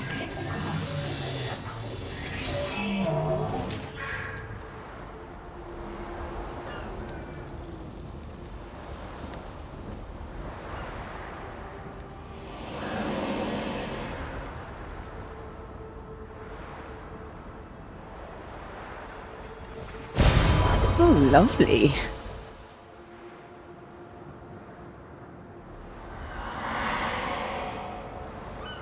Looks like we passed the danger zone. And no sign of your special Nevron. Oh, I guess we're lucky.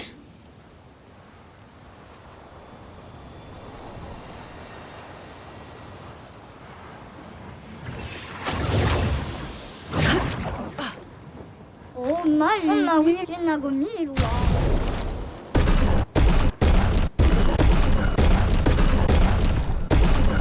Pictos.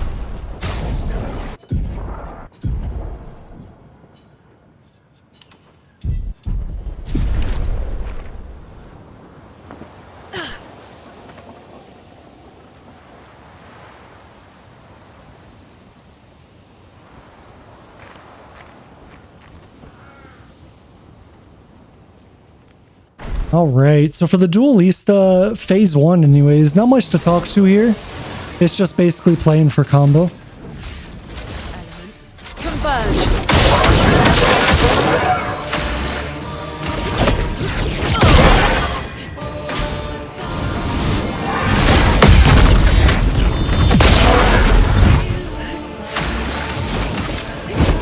Lightning dance!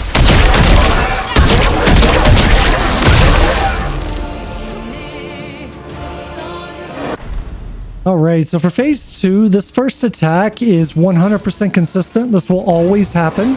All the attacks that follow, though, are completely random.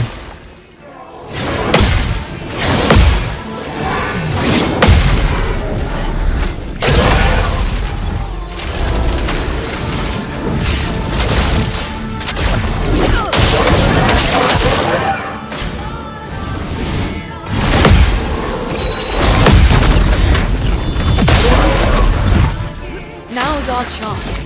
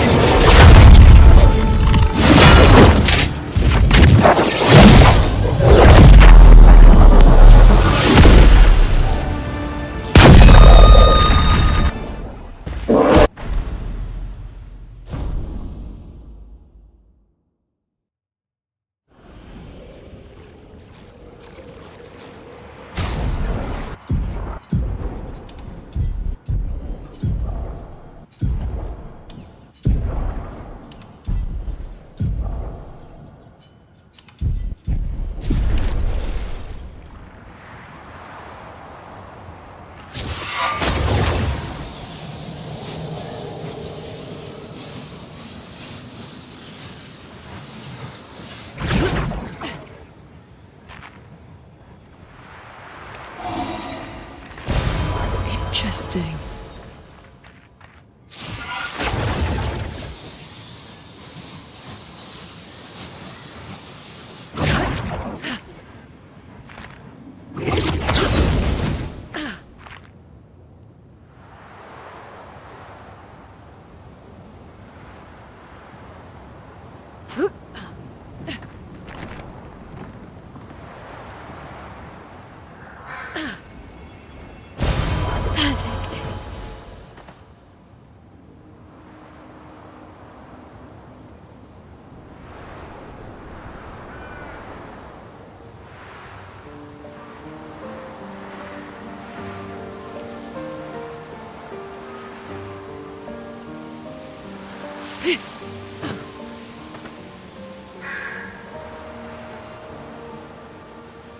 Is this the place?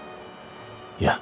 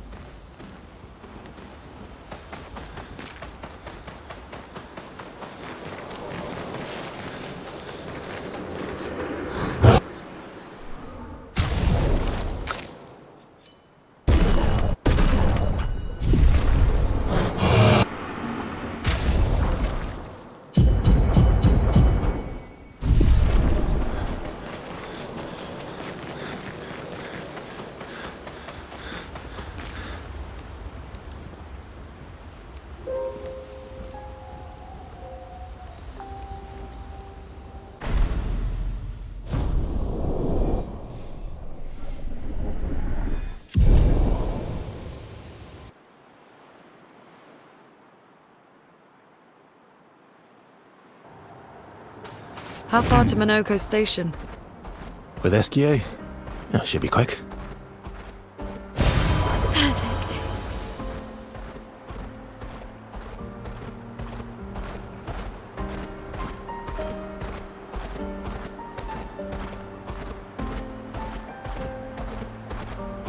Noco station is to the north. Not far from here.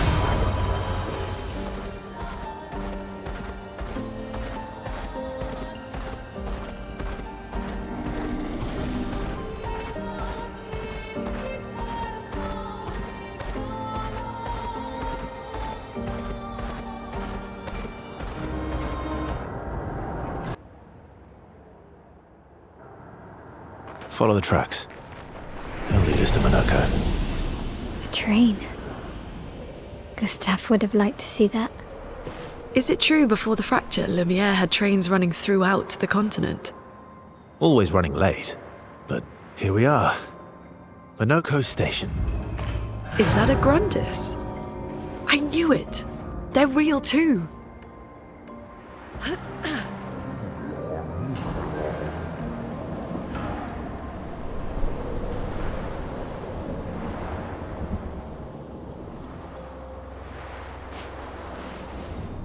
So not much to talk to for Monoco. You're going to basically play for combo.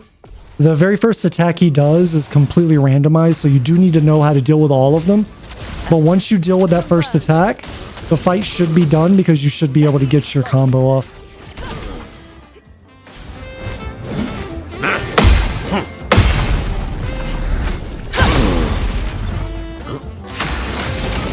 Lightning dance!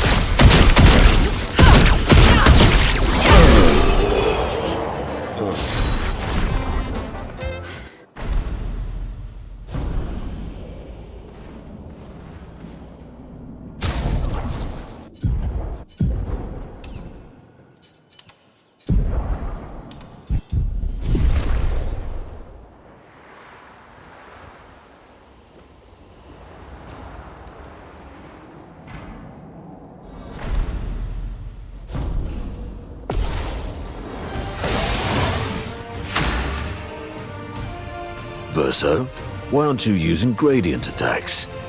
I don't need pointers from the one sitting on his lazy ass. You didn't teach them, did you, you lazy old fart? Very well. Alright, so for the Stalact, I'm actually going to open up like normal with Elemental Trick. But because the Stalact is in its ice form, it actually absorbs the ice stain. So I'm going to go ahead and deal with this attack. This attack will be the same every single time you do this encounter. Very simple to get past. And then to make up for that ice stain, I'm going to use the gradient. And that will give me a light stain, which a light stain can be any stain. So now I have all of the stains I need to get the lightning dance off.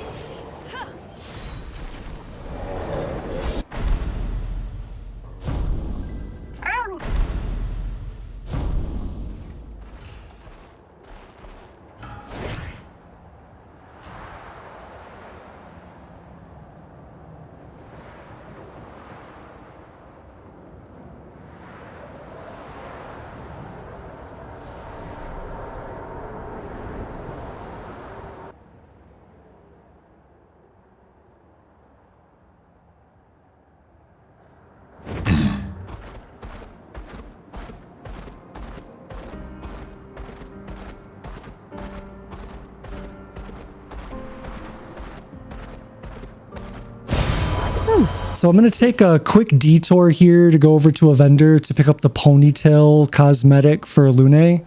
So while I was conceptualizing this run, my daughter was around. She's 7 years old at the time of this recording. And she really liked the look, so I promised her when I started doing run attempts that I would keep it. And so it's just kind of been part of the run ever since.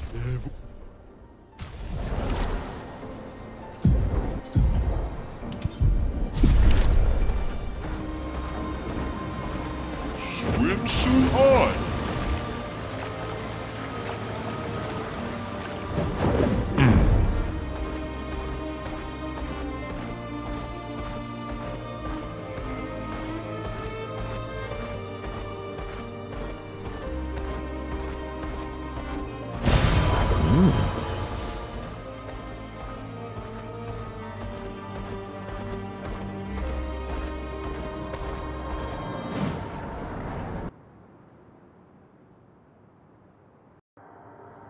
Okay, so my first objective before we go any further is to go ahead and set everything up for the Renoir fight. So earlier I had mentioned that I did some of that up front, so I would only have a little bit left to do once we got to that section. So this is that section. I'm just going to finish up that stuff. We're going to go over to the vendor, buy some of that stuff from the vendor, and then I can continue on and knock this stuff out.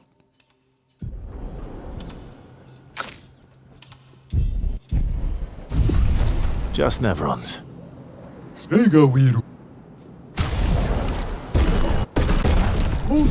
So this is where our piece of Lumiere used to be. Before the fracture ripped apart the world and threw us into the sea. We're lucky it did. That's probably the only reason we survived.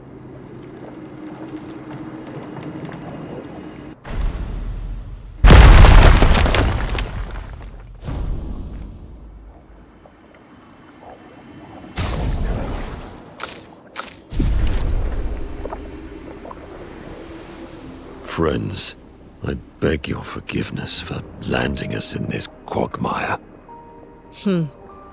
It's okay, Monoco. Let's move on, shall we?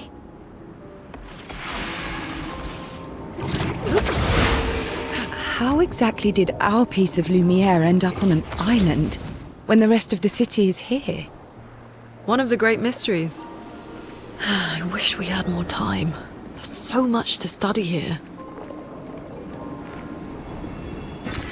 An advantage.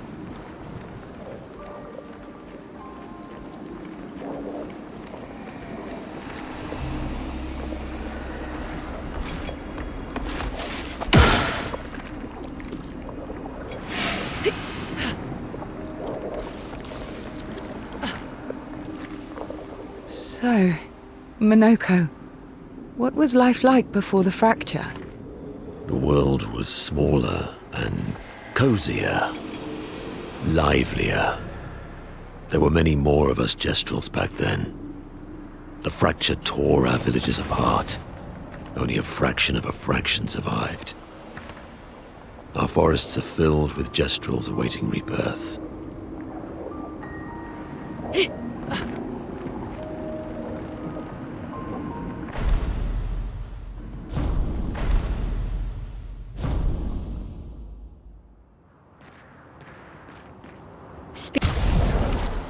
Speaking of home, where do you live in Lumiere? Above a bakery near the center. Angelique's Boulangerie. I ate there every morning. I wonder if it's still there. It's called Mathilde's now. When this is over, you should go and visit.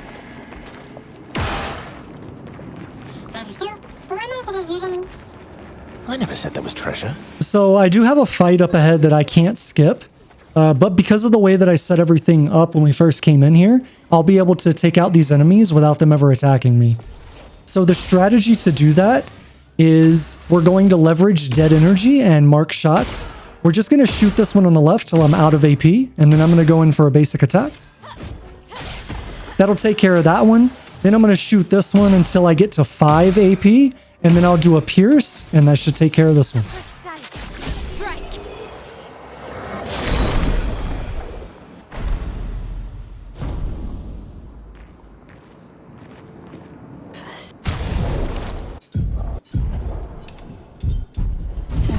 Did you go?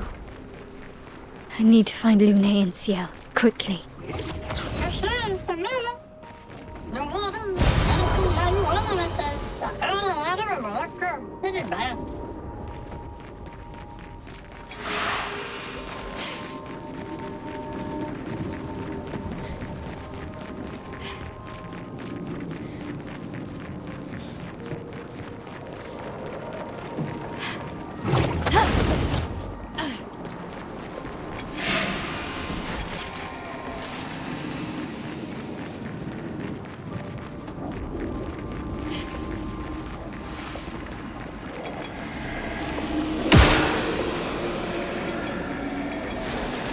I think I'm close.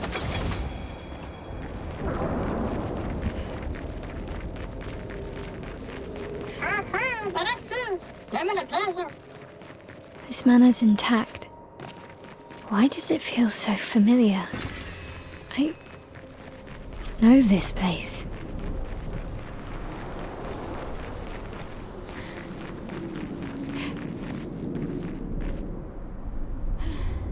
All right, so the Renoir fight. So earlier you might have noticed, I didn't comment on it, but you might have noticed that I recoded Lune's attribute points from agility to luck. By doing that, I gave her about 70, I think it's 74%, I believe, crit chance. The strategy that I'm going to use here is basically keep Renoir on fire. And because Lune has critical burn, that will push her up to 99% crit chance, which should give me the greatest possible chance to make sure that I can still do the combo of Elemental Trick and Lightning Dance. The caveat here is that I don't want to do it before Renoir gets to 50%.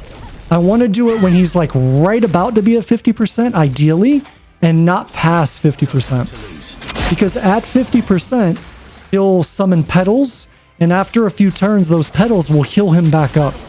And so we want to kill him before those petals are able to heal him. So the strategy in the first half of his health bar is to basically just set him on fire and parry his attacks and let those two sources of damage get him down to roughly 50%. Once I'm close, and this just comes from experience, but once I feel that, okay, the damage will get him to 50% and then I can push with Lightning Dance, I'm going to want to prep with Elemental Trick, which is what I'm doing now. Unfortunately, I think this pushes him slightly past. And so he goes off like he's right at 50%. I do leadership here. And then the burn pushes him past. So he summons the petals. But as long as I'm prepped, then we're good to go. I can go ahead and do Lightning Dance. I should... Yep, there we go. I should do Gradient. That'll give me 1 more AP. I probably should go ahead and try to Mark Shot him here. Good, perfect. And now we can go ahead and get full Lightning Dance damage in. And hopefully they all crit. And they do. All of them crit. Perfect. I'm ready. And so now all we need to do is either parry some attacks or basically just have Maelle do damage since she's in Virtuoso stance. Not impressed. Watch out, Maelle. Blades sharpened. So probably do Rain of Fire here. Yep. Yep, that's it. So the real takeaway here is don't push him past 50% until you're prepped and you're ready to do as much damage as possible as quickly as possible.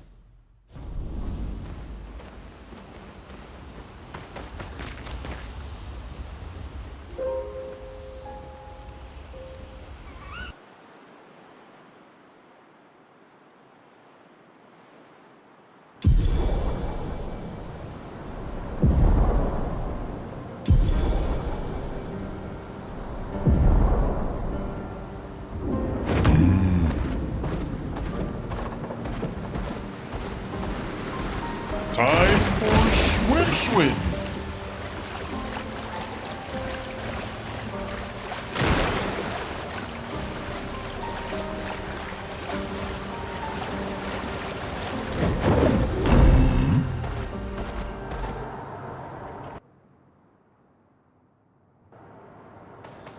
So for Visage Island, there's not a whole lot to talk to here. We are going to get a huge spike in damage output once we're done here. There are 2 Pictos I'm going to pick up that increase our damage. And then once we beat the Mask Keeper, we'll get another Picto that's going to increase our damage. And all 3 of those Pictos are absolutely required for the XP grind we're going to do once we beat the boss. Singing. This melody. This is creeping me out.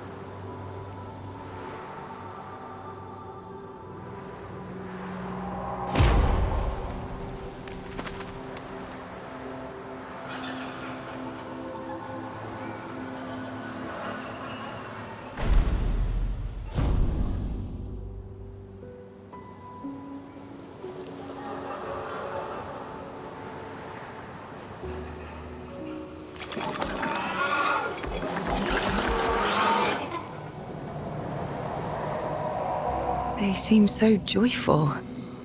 I'm almost jealous. On the surface, at least. He who guards truth with lies.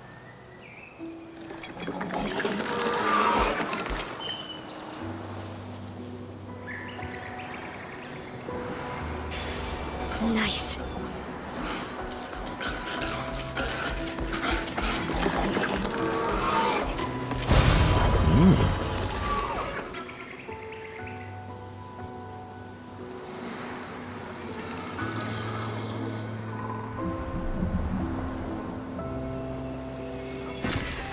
Interesting.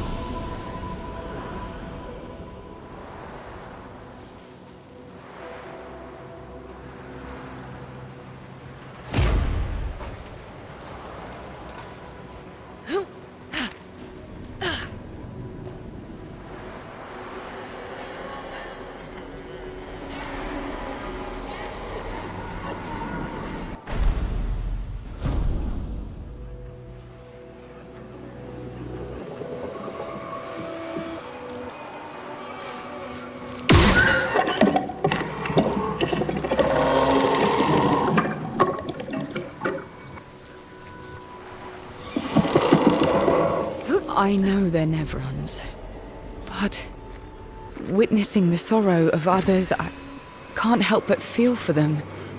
A noble but tremendously fatal impulse. Well, that will help.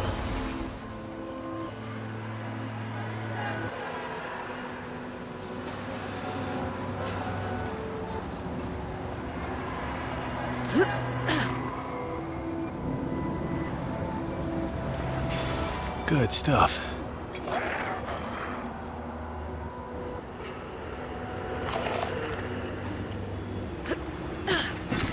Interesting.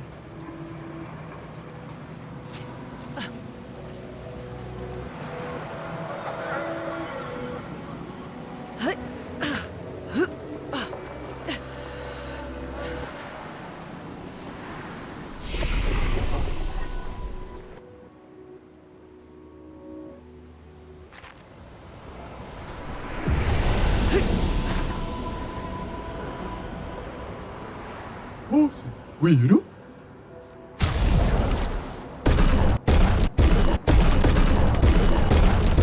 오비키라 내가 위로? 지로토스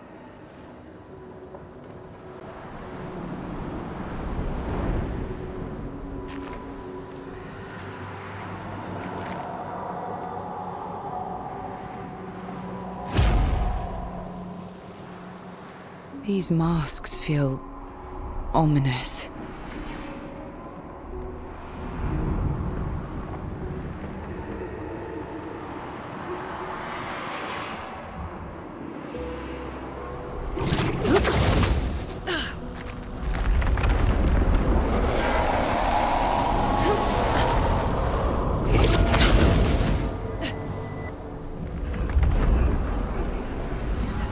Monoco, what does that mean? He who guards truth with lies? Exactly what it sounds like. Guard as in protect? Or guard as in control? Yes.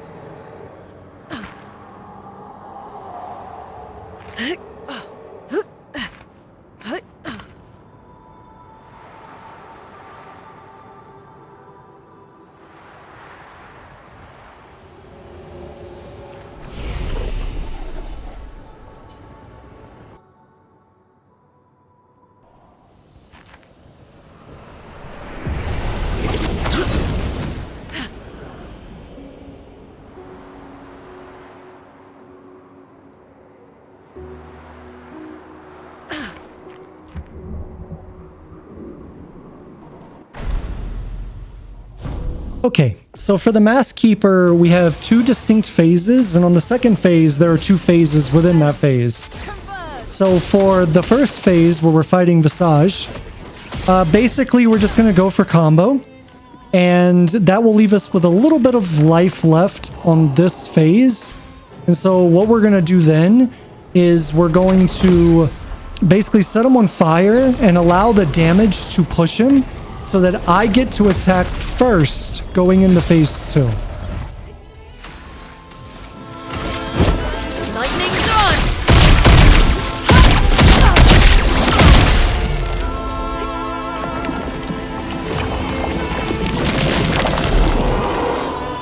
I'll do it.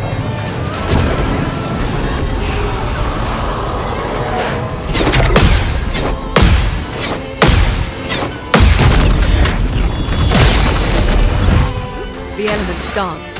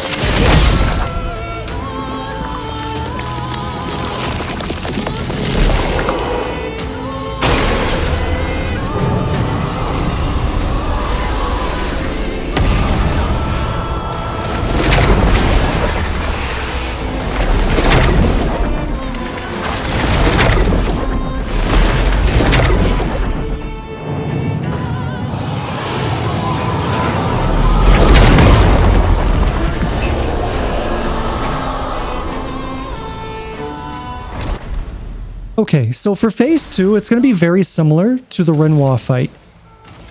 We don't want to fight the Mask Keeper in phase 2 because his attacks are more difficult than they are in phase 1.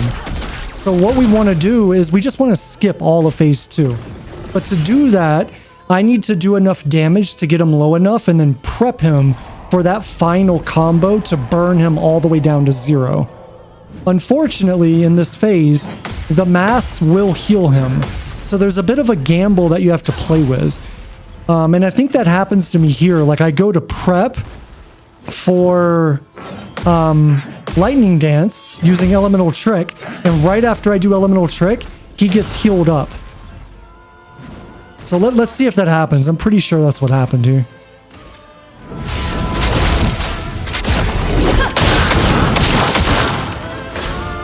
Yeah, that's what happened. Okay. So because my thought process was, okay, he's at a point where I know with parries, I'll get him low enough that I can push him, and then he got healed up. So now I have to deviate from that plan. We're going to have to go back to setting him on fire, doing damage, and then we'll have to try again once we get to that point where I feel like I can go ahead and start to prep. Feel the burn. And then once we get him to where he's about to be 50%, we don't want to cross into 50%. But once we feel like, all right, he's right there, then we want to hit him with Lightning Dance, and that should burn him all the way through.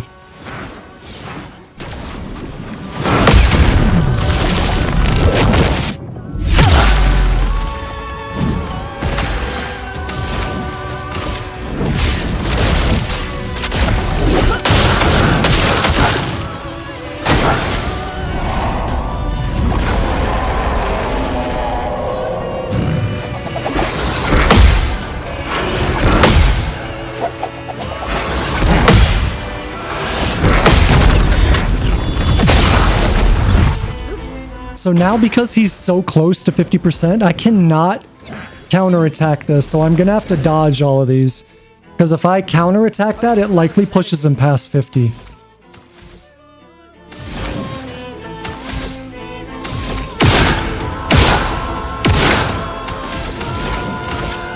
Lightning dance.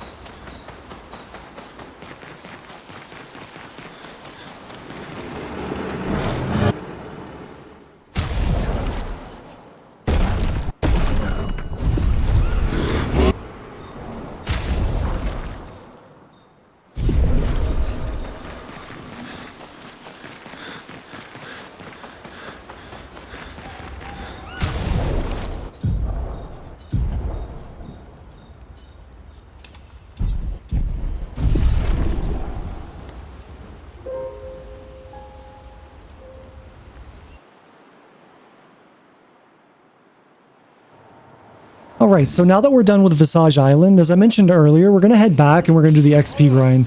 We're going to conduct that through Monoco Station at the Icy Hearts instanced area.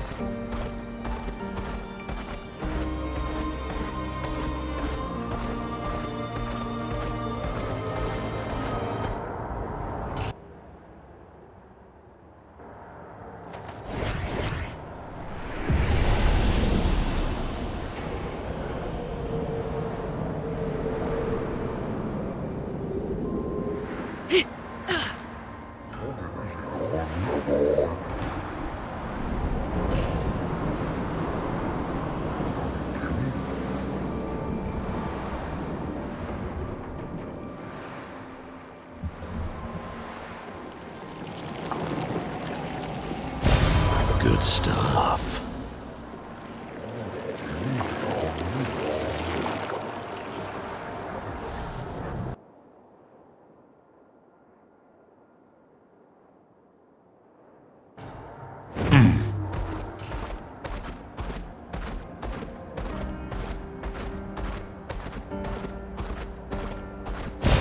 An advantage.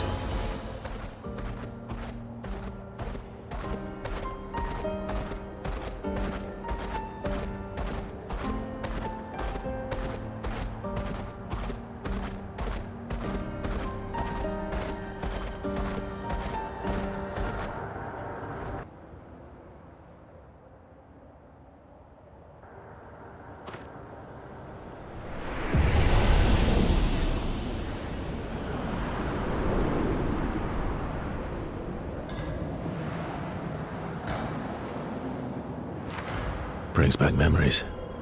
Why? Okay, so the way that this grind is going to work is everything that we've kind of built up to this point we need. But the true linchpins for this are going to be Confident Fighter, Glass Cannon, and Immaculate. Having those three will push our damage high enough that I should be close enough to be able to one-shot these enemies on the first cycle through. I should not, however, have enough damage to one-shot them outright. So usually it's shoot them a couple of times and you should have enough damage to finish them off. But what we're going to have to do, I think it's 4 cycles if I remember correctly, to get to level 60, is we're simply just going to dodge. That will build up our AP. So every attack that they do, we will dodge. And then we're going to lightning dance one of the ones on either the far left or the far right. Once they die, we'll get all of the AP back because of Dead Energy 1 and 2. Now we can only do this for so long because the enemy in the middle is what the encounter is tied to. And she's going to do a gradient attack. And so I have to parry that gradient attack so that I don't take damage. I can parry that attack 8 times before she dies. And so I need to kill as many of these clones before she dies to complete this XP grind. And so every time one of the clones dies after there's 0 left, she will spawn one.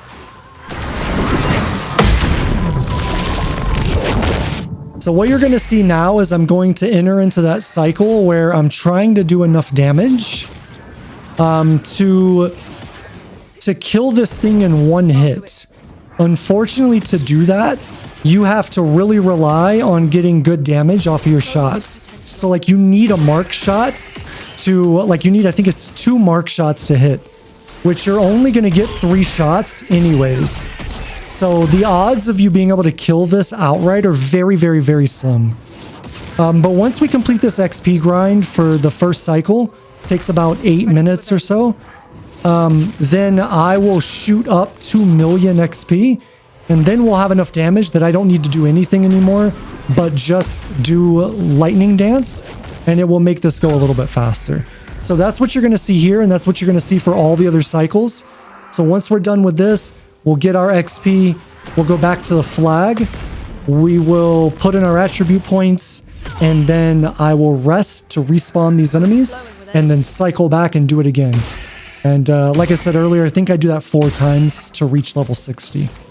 Once I reach level 60, then we can continue on and finish out the game. Oh, and I just realized I didn't explain why this works so well. So every single clone that I kill counts as its own entity for XP. So I think by the end of this, you kill like 16 of them or something. So, and I don't know how much they're worth. Let's say 200,000 a piece or something. But basically, once I get full powered and I'm able to one-shot these, every cycle that I go through it, we get like 2.1 million XP.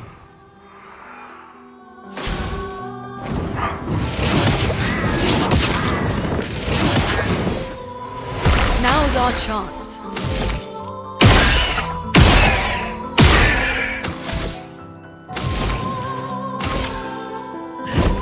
Lightning dance!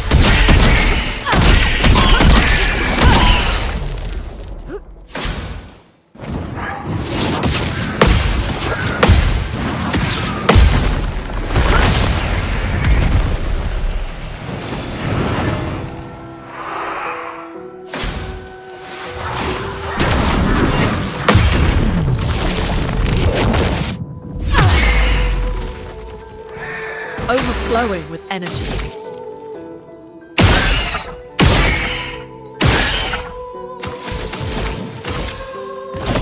Lightning dance!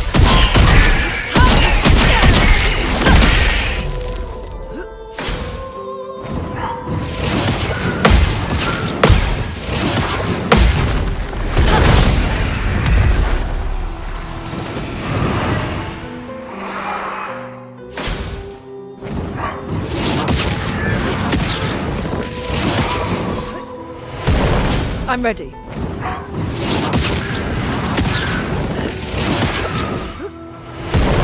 I'm ready.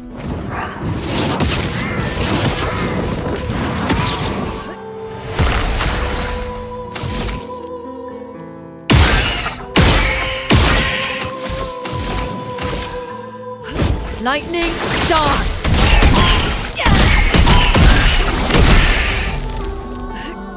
I'm ready.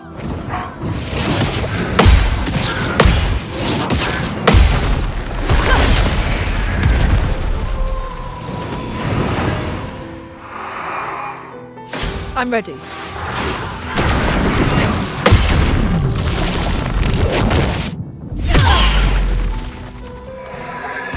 I'll do it.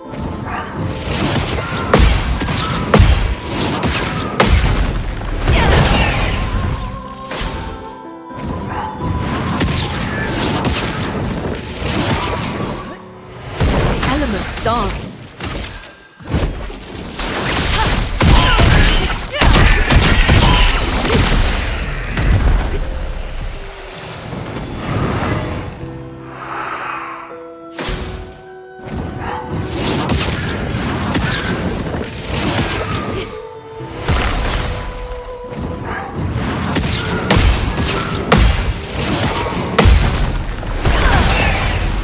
So much potential.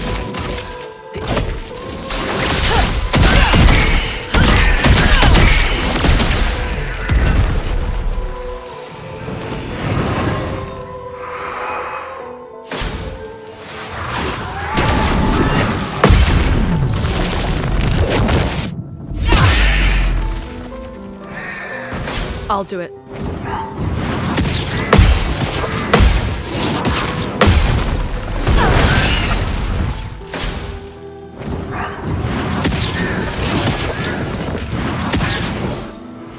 Now's our chance. Lightning dance!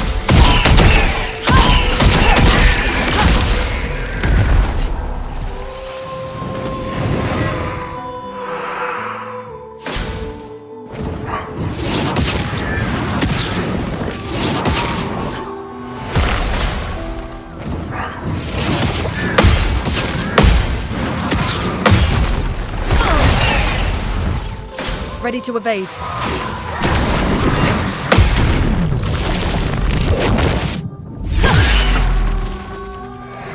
The elements dance.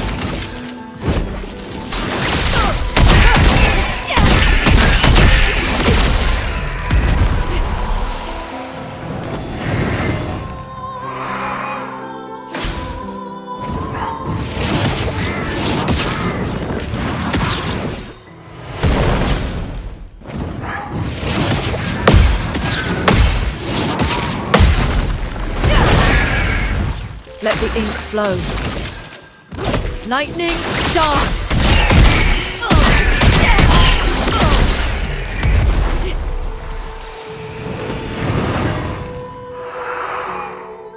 I'm ready.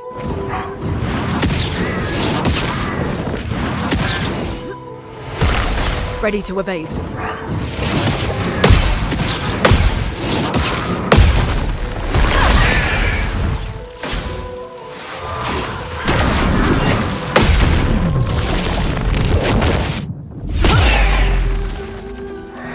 So much potential.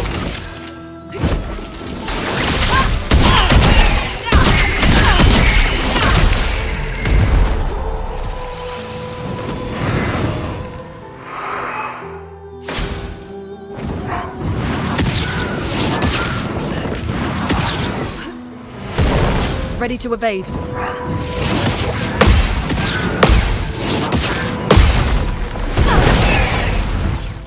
I'm ready.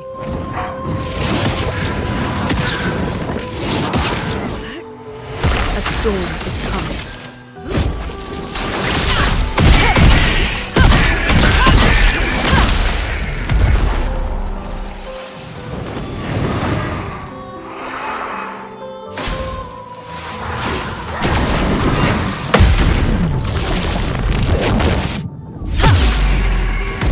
Ready to evade.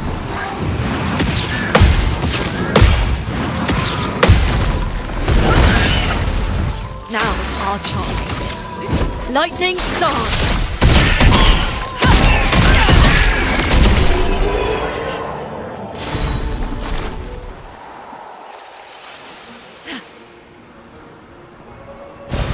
Good stuff.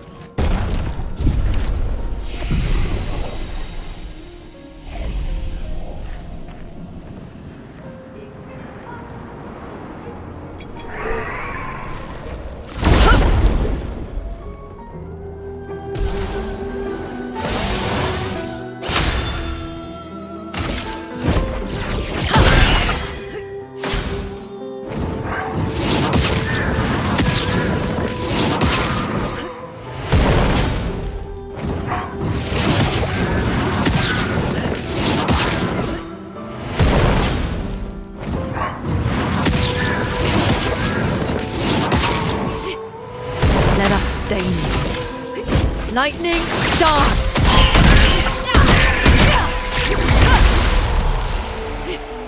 I'm ready.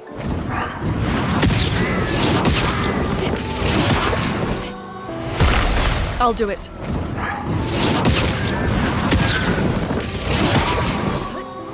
The elements dance. Lightning dance!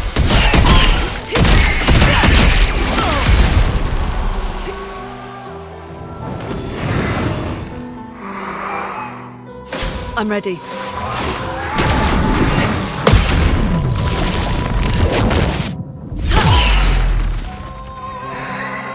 I'll do it.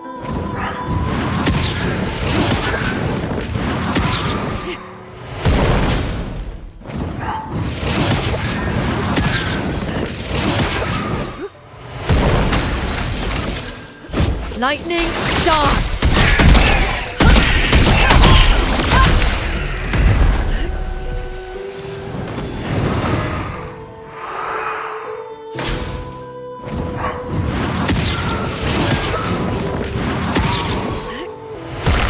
Ready to evade.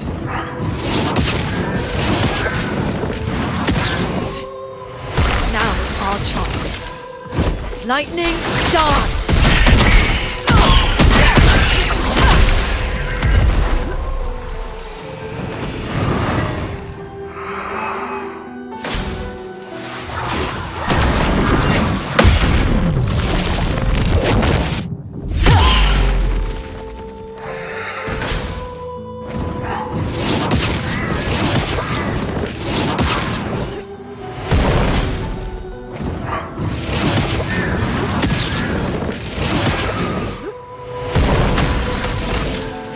Lightning dance!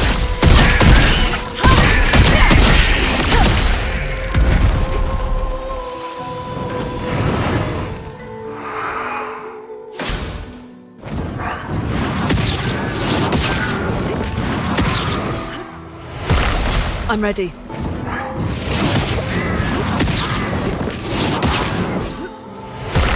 Ready to evade.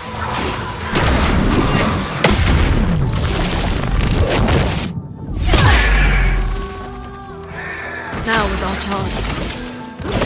Lightning dance!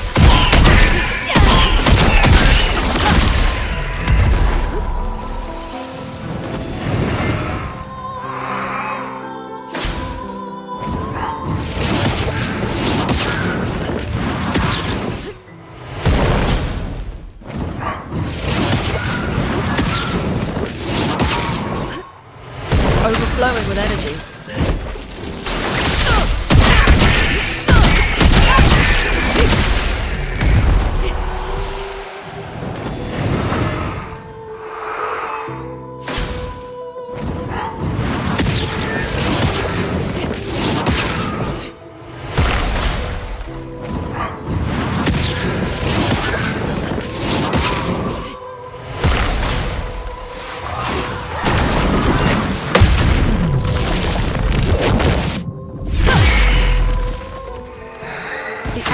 Dance.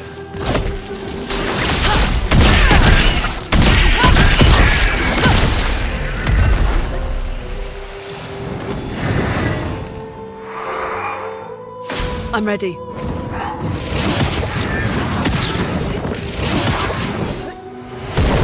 Ready to evade.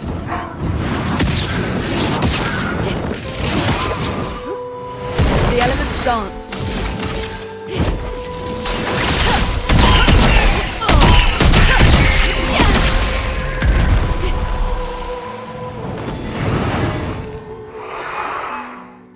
Ready to evade.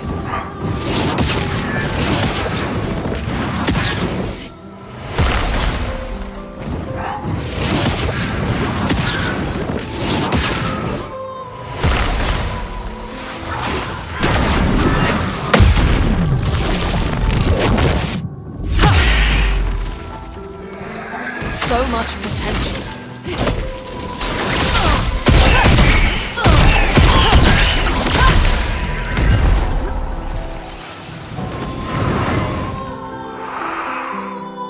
I'm ready.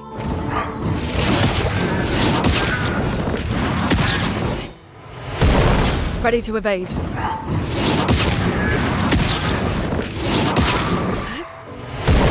I'll do it.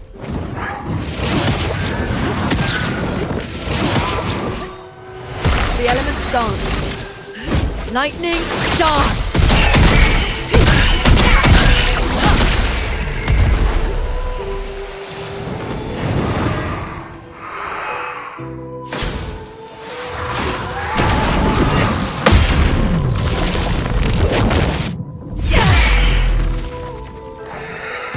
Ready to evade.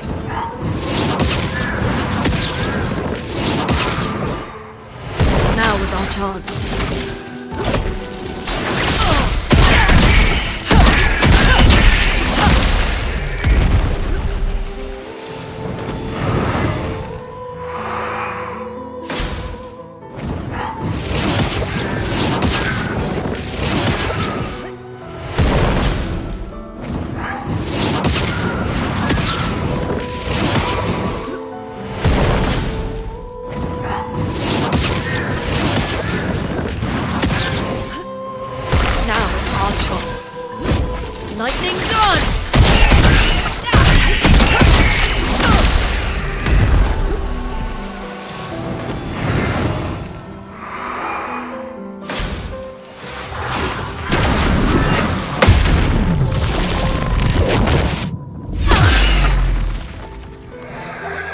I'm ready.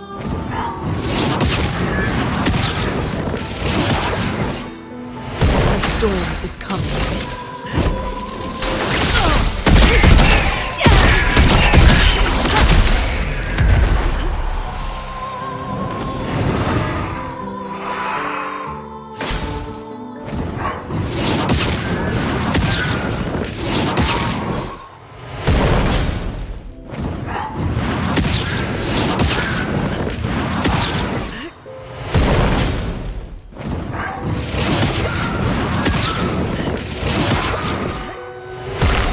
Dance. Lightning dance!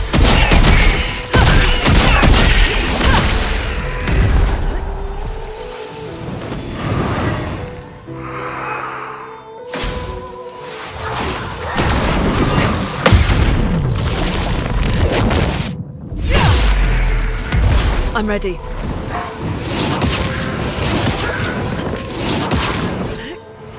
Let us slay them. Lightning dance!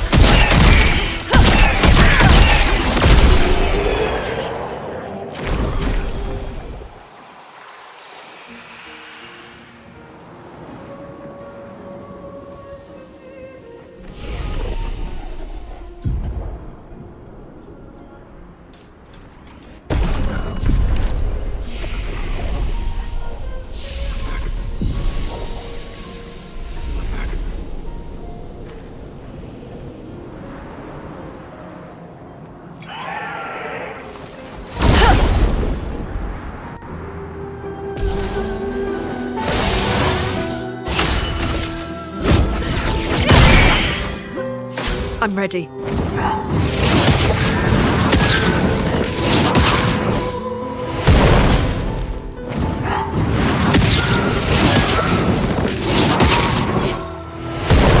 I'm ready.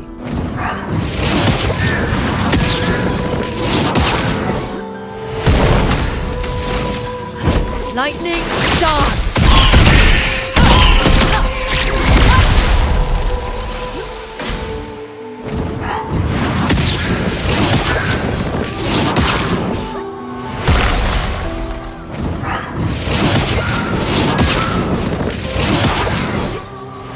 Now's our chance. Lightning dance!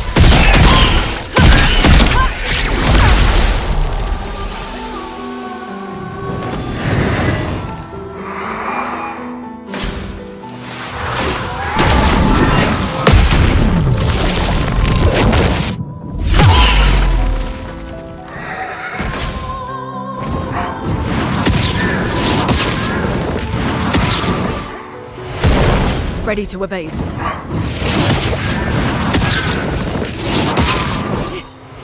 The elements dance.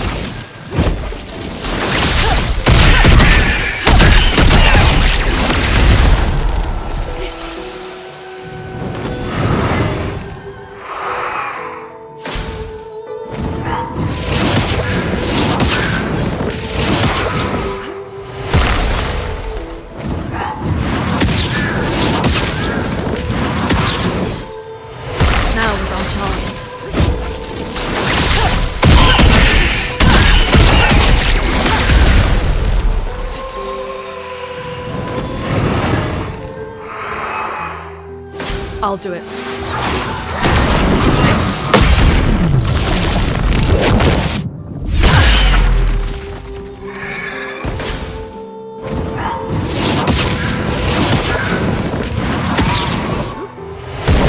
I'll do it.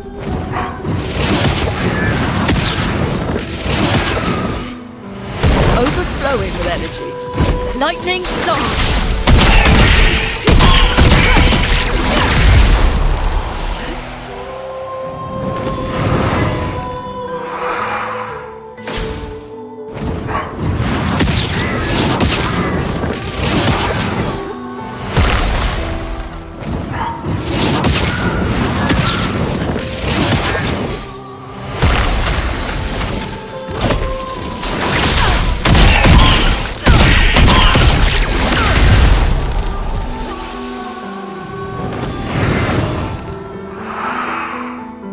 I'm ready.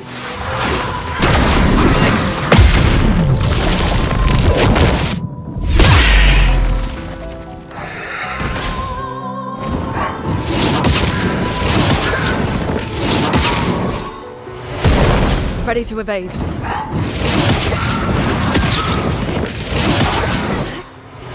Now's our chance. Lightning dance!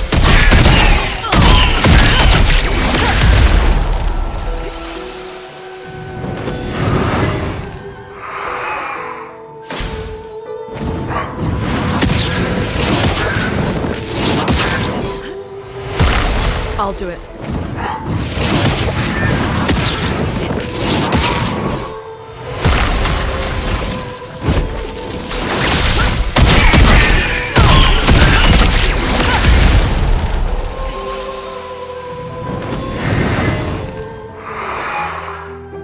I'll do it.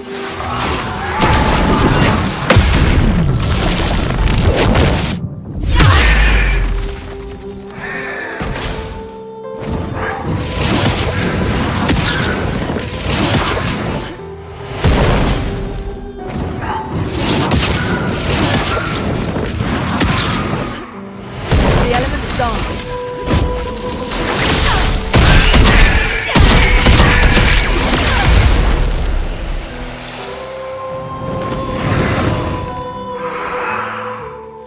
I'll do it.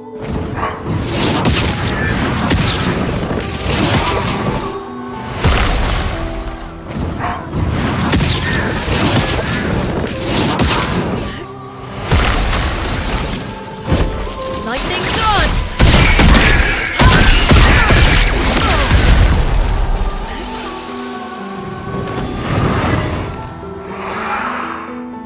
I'm ready.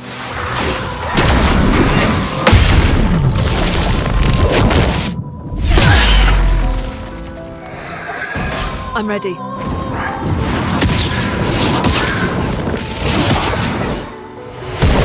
I'll do it.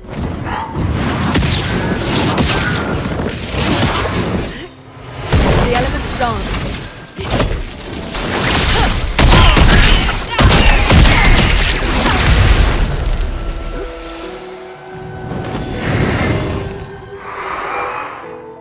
I'll do it.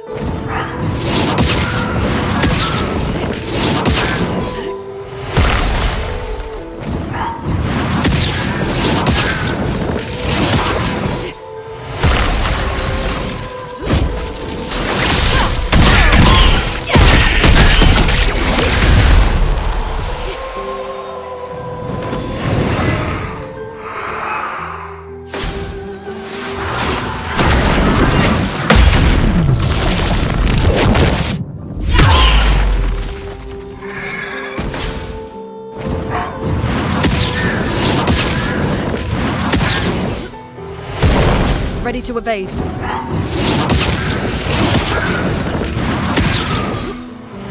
Now was our chance.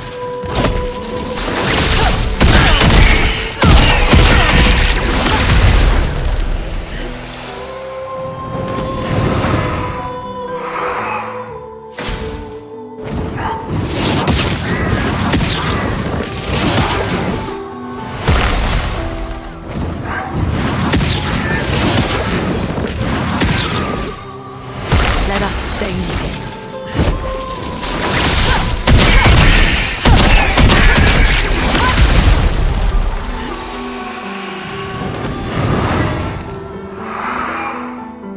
Ready to evade.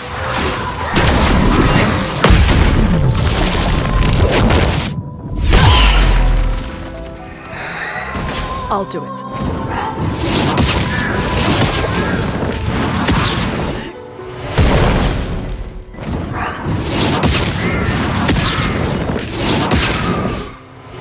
Now was our chance.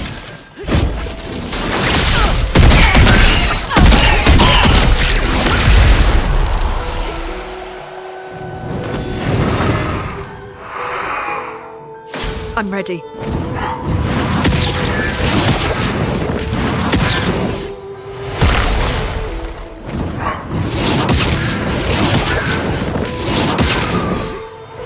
Now was our chance.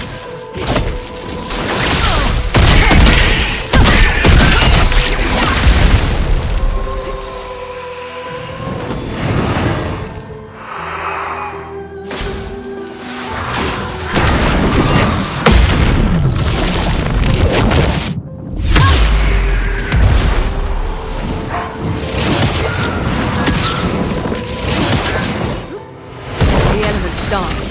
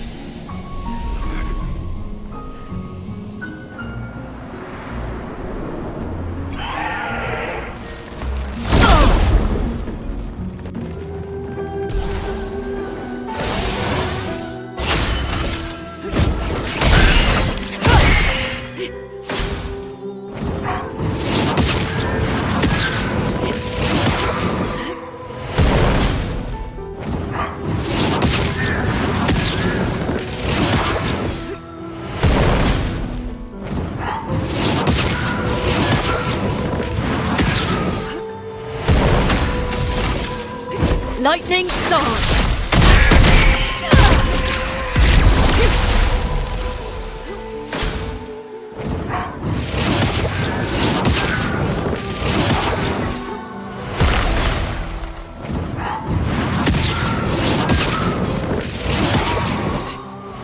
Now's our chance. Lightning dance!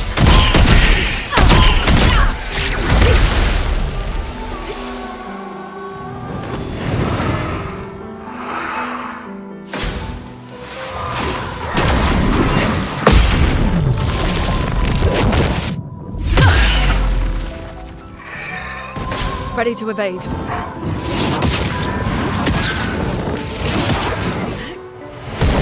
I'm ready.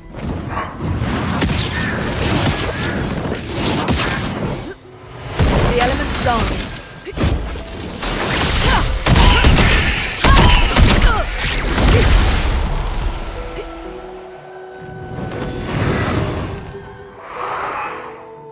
Ready to evade.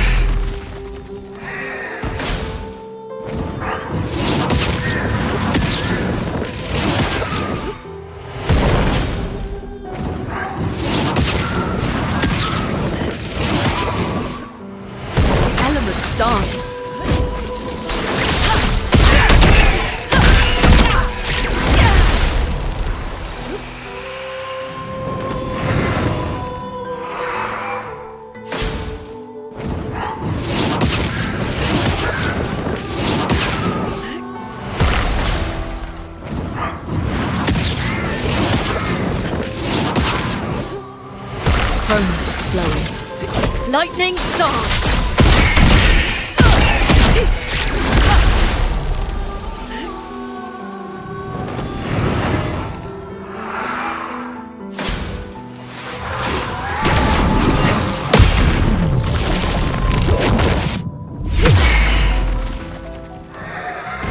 I'll do it.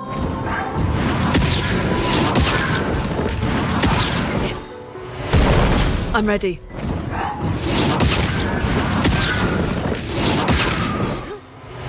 So much potential. Lightning dance!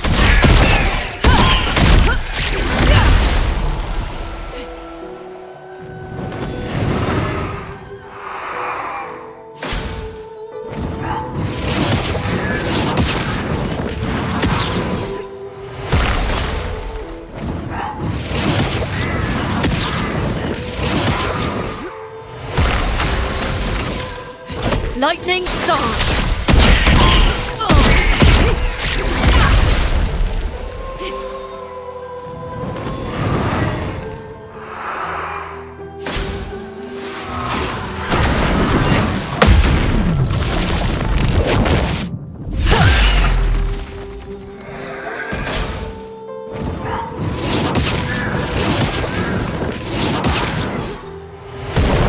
I'll do it.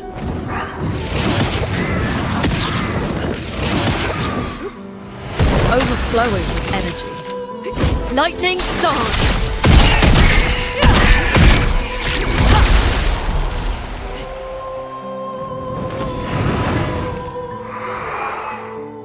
I'm ready.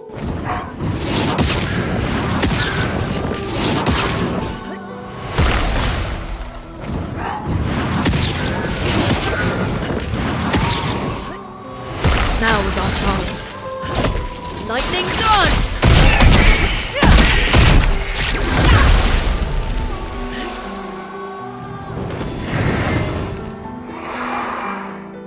Ready to evade.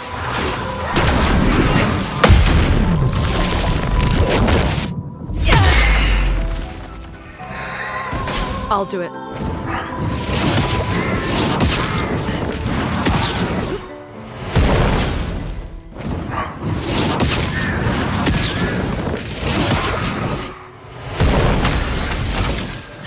Lightning dance!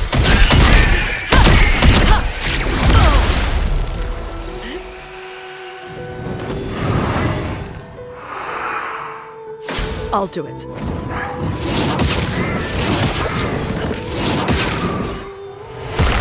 I'm ready.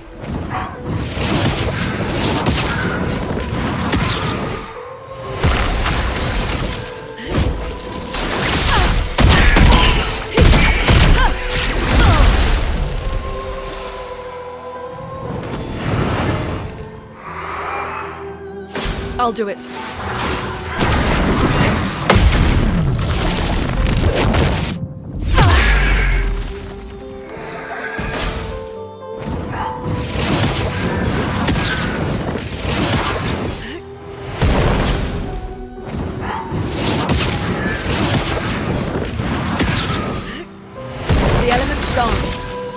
Lightning dance!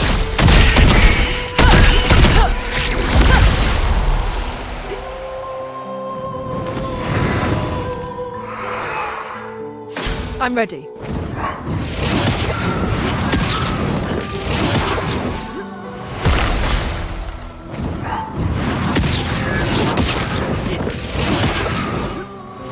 Let us stay here.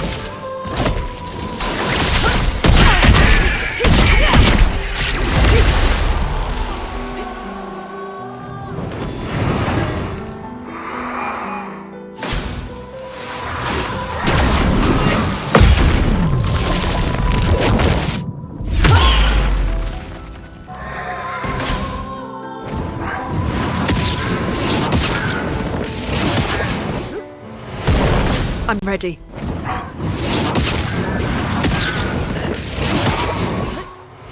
Now's our chance. Lightning dance!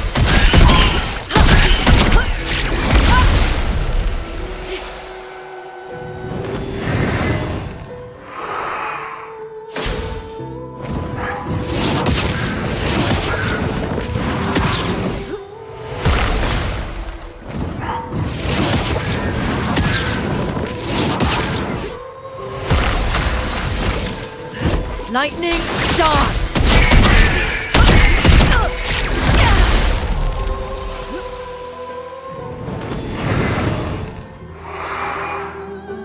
Ready to evade.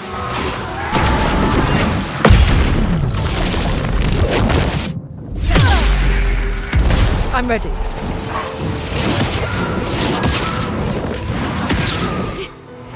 So much potential.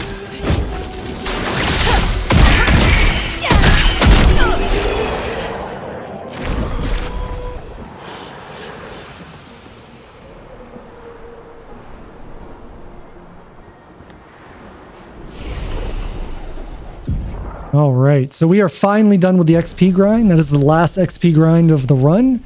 We have everything we need now to just push straight to the end of the game.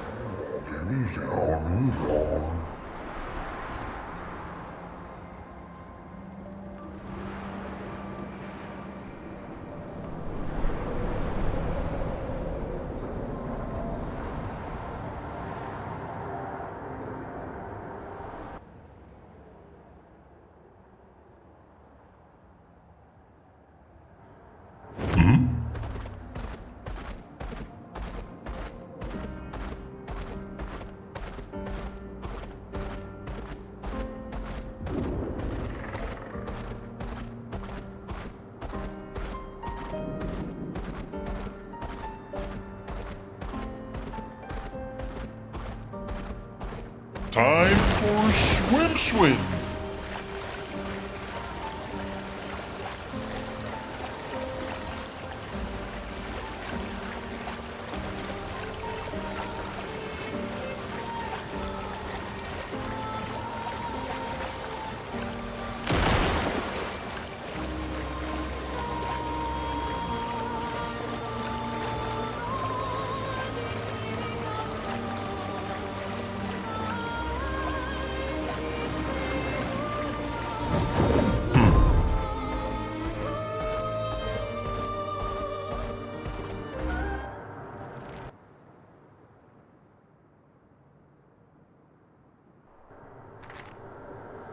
The architecture looks very different here. This kind of place never existed before the fracture. It's beautiful. Feels surreal.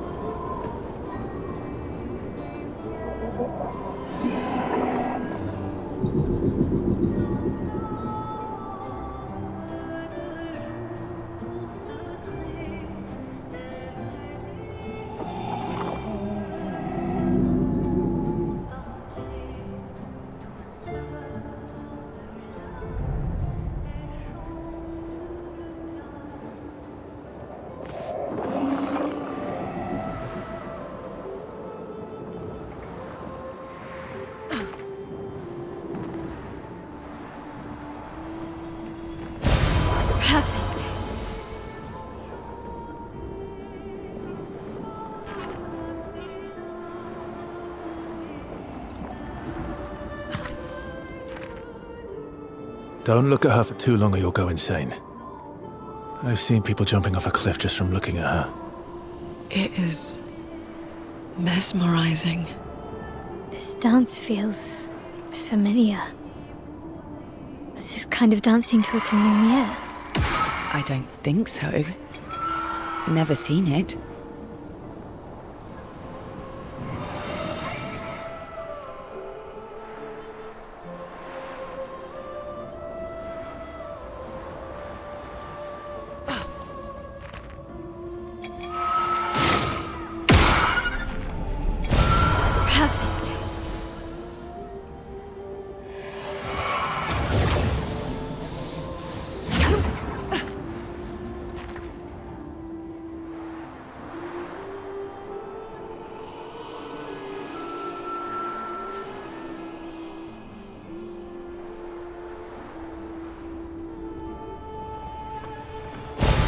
Useful.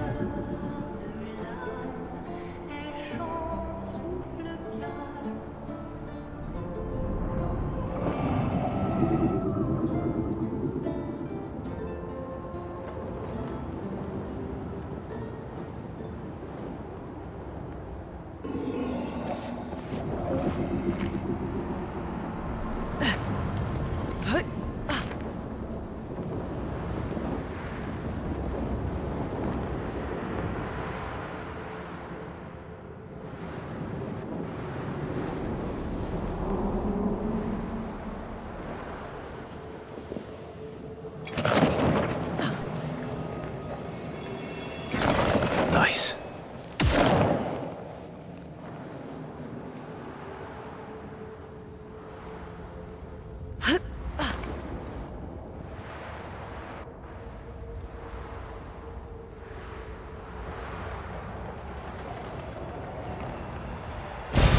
Well, that will help.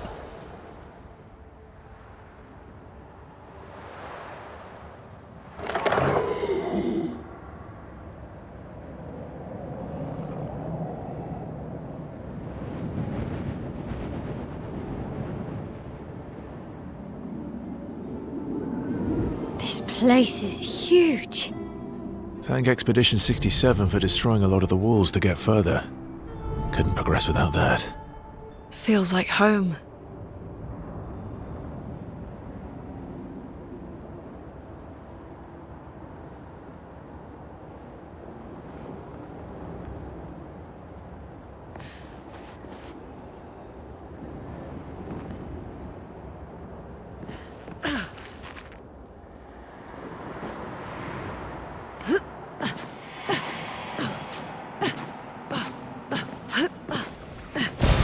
An advantage.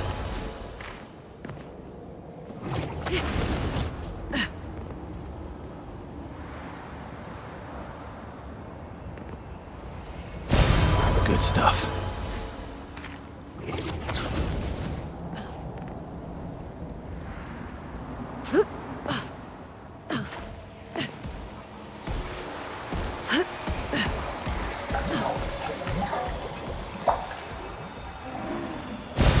Good stuff.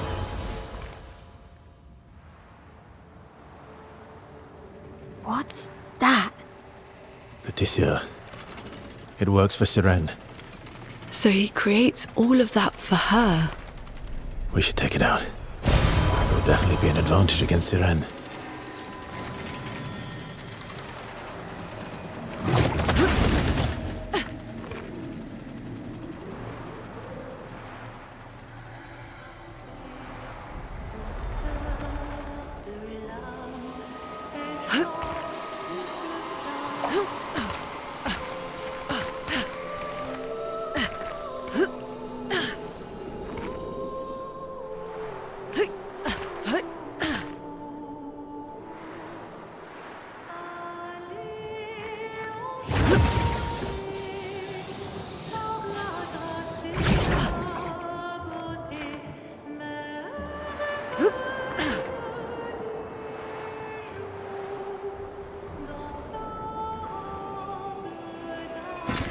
Interesting.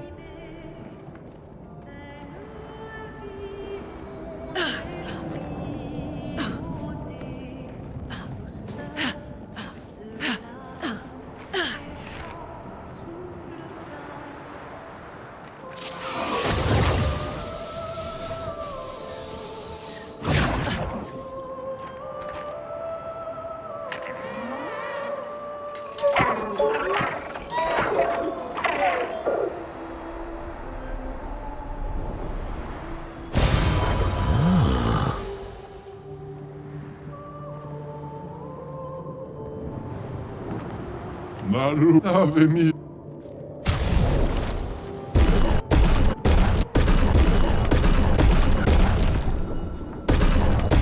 Dino.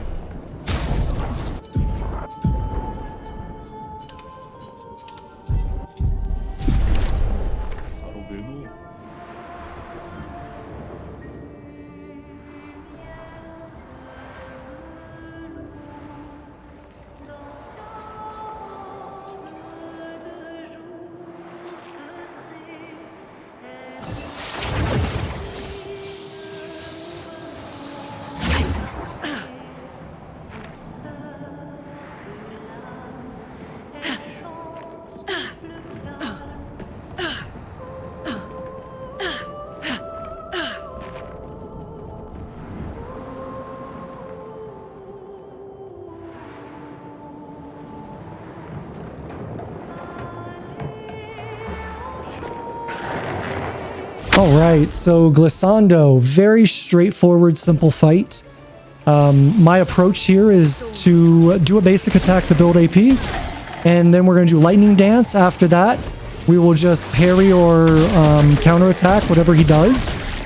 And then we'll just keep doing lightning dance until he dies. And I should go for 3 cycles. His attacks are random, so you will need to learn them. So you know how to deal with whatever he sends at you. But they're fairly simple to get the hang of. So it's basically just doing lightning dance until he's dead.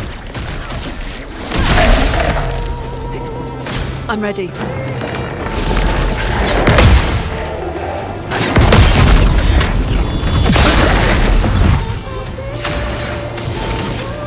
Lightning dance!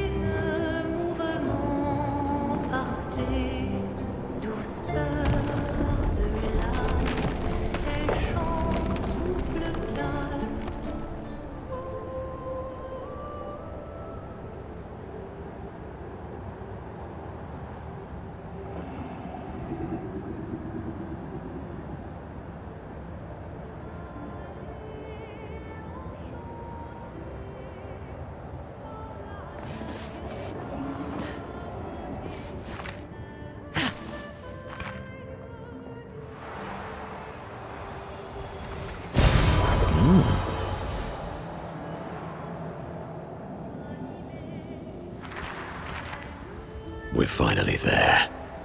She's waiting at the end of this tunnel. Then we should prepare before we head there. She's even grander than I thought. Lune, you're okay, right? I swear I've seen this dance before.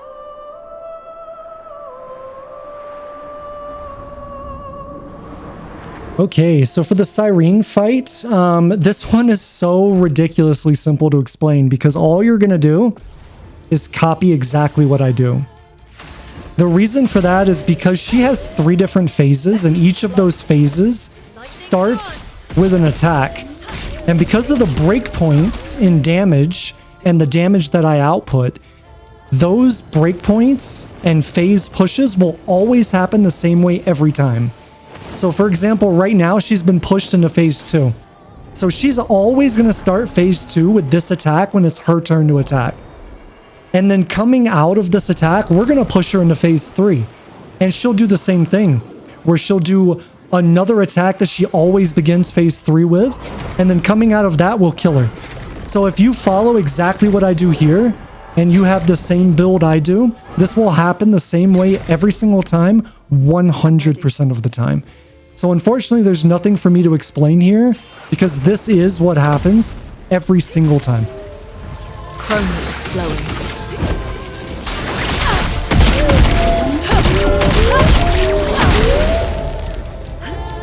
I'm ready.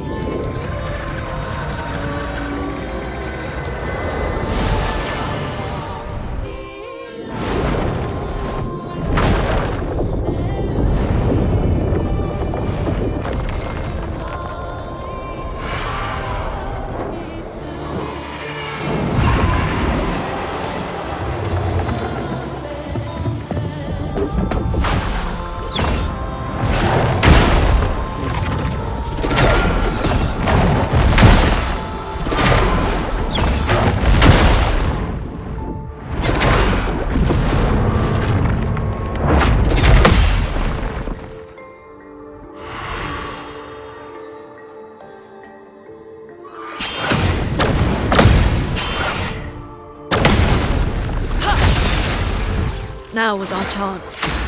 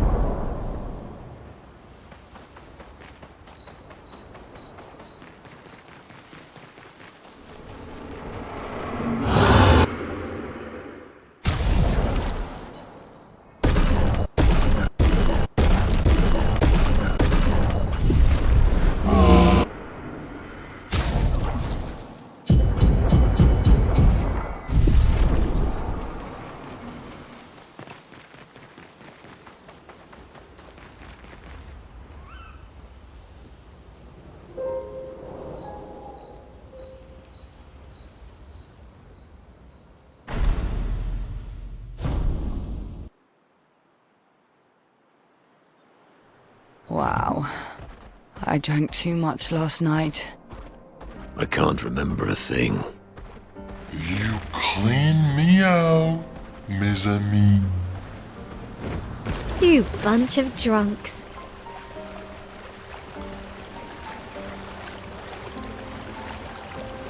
We can finally reach the Paintress. Let's make sure we're well prepared beforehand. We still have a little bit of time.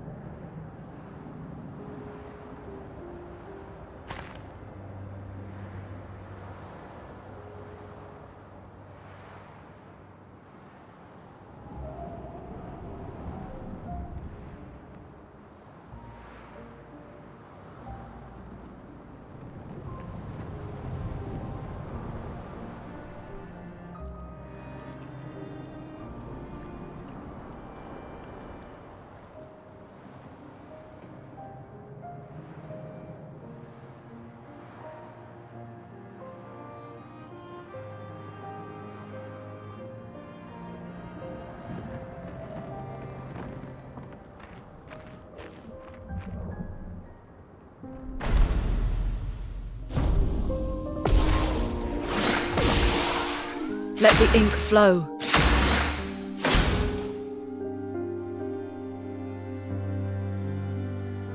Chroma is flowing.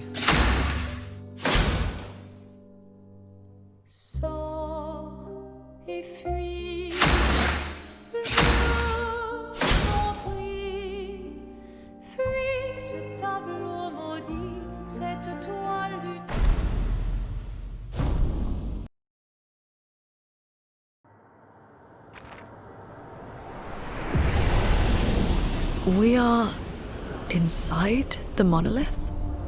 What was that thing? Why did it help us inside? Are you alright, Maelle? Up there. She's... the Paintress. She's up there. What do you mean? I don't know, but I can sense the real Paintress. Her heart is above us somewhere. I guess we head up then.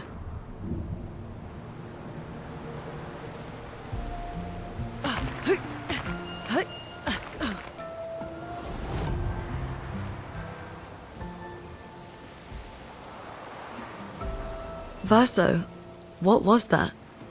I don't know. Fire. Again.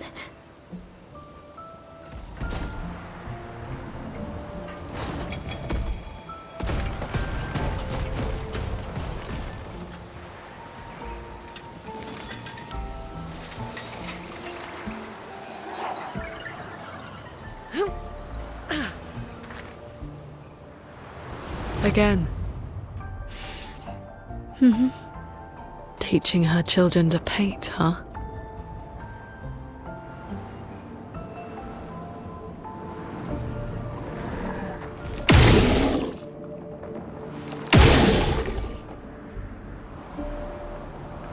Pictos aqui. No keyboard.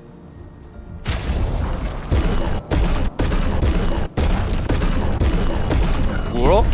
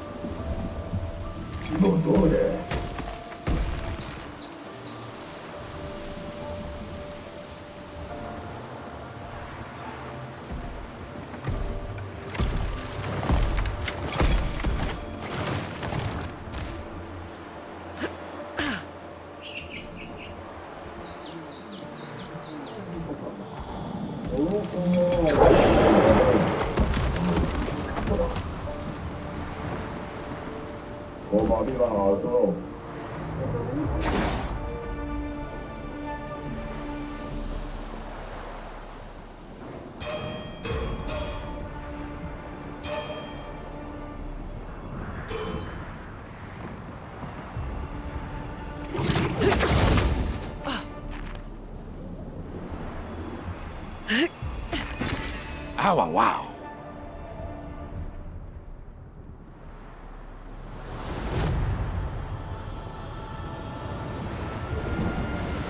Who is she fighting?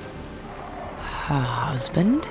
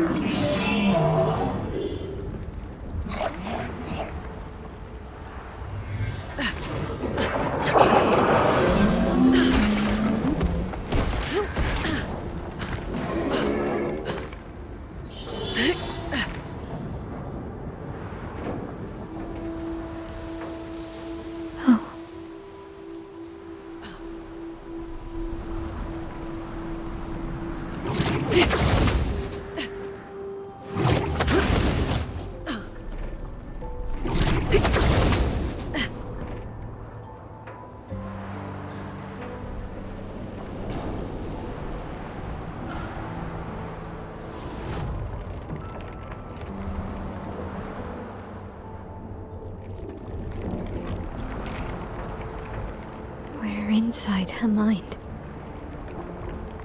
These are memories. How do you know that? The chroma here. I can read it.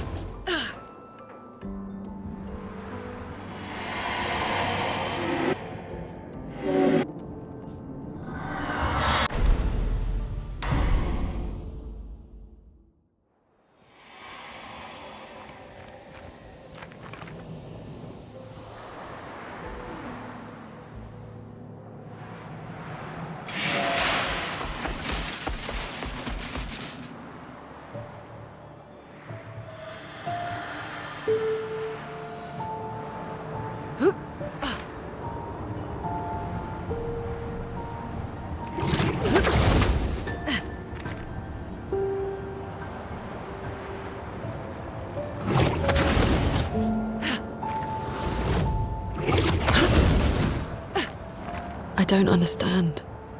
Verso? Are you okay? Yeah, fine. Let's keep moving. We're almost at the top.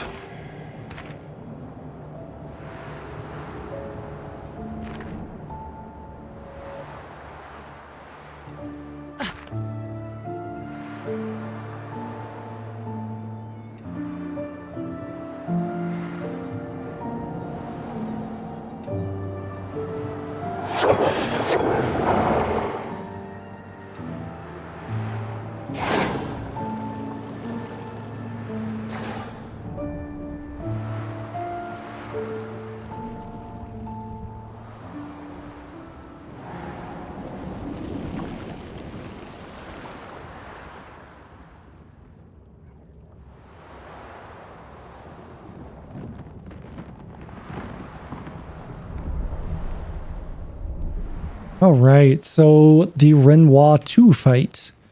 Not a whole lot to explain here, honestly. Phase 1 is you just need to push him past 50%. So the way we're going to do that is I'm going to start with a basic attack, go into Lightning Dance, and then we'll deal with his attack, and then once it's our turn again, I'll do an Electrify, because that'll push him just slightly over the 50% mark. And there's no reason to do any more damage than that, because once he hits 50%, he's automatically going to start phase 2, and he's going to heal back to 100%. And playing solo, there is no possible way to build to push him past that, because I'm already doing max damage at 9999 per hit. So it's impossible for me to skip phase 2. So it's better just get him to phase 2 as quickly as possible, and then go from there. So once we're in phase 2, it really comes down to just waiting for your turn, making sure you have enough AP to do Lightning Dance, and then letting your damage do its thing. Because of Glass Cannon, because of Immaculate, because of Confident Fighter, because of our level, etc., etc., etc., we're going to do 9999 every time we do Lightning Dance. So all we have to do is make sure that we have 6 AP to do it. So there will be attacks that I dodge, and there will be attacks that I parry. But it's predicated on, do I need AP or not? If it's a really easy attack to counterattack and do damage on Renoir, then I'll do it. But if it's not, and I don't need the AP, there's no reason for me to take the risk. It's better to just dodge it, and then go ahead and do Lightning Dance, get my damage in, and then see what happens next. So that's really the entire fight. The elements dance.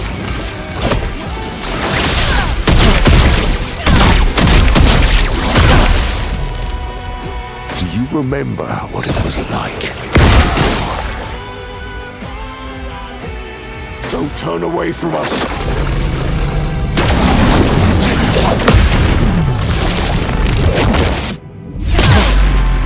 Romance flowing. Lightning dance.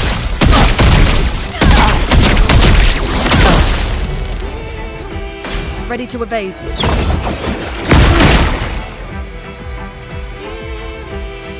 Ready to evade.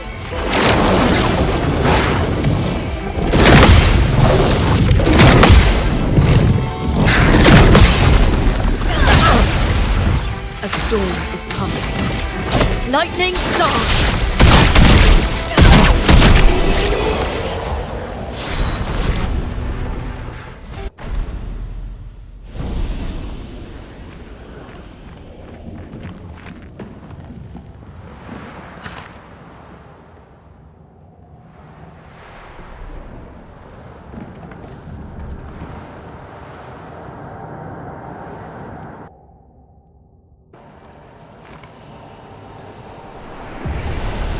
We're outside.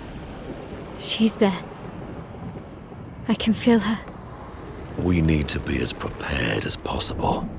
Once we go up, there's no turning back.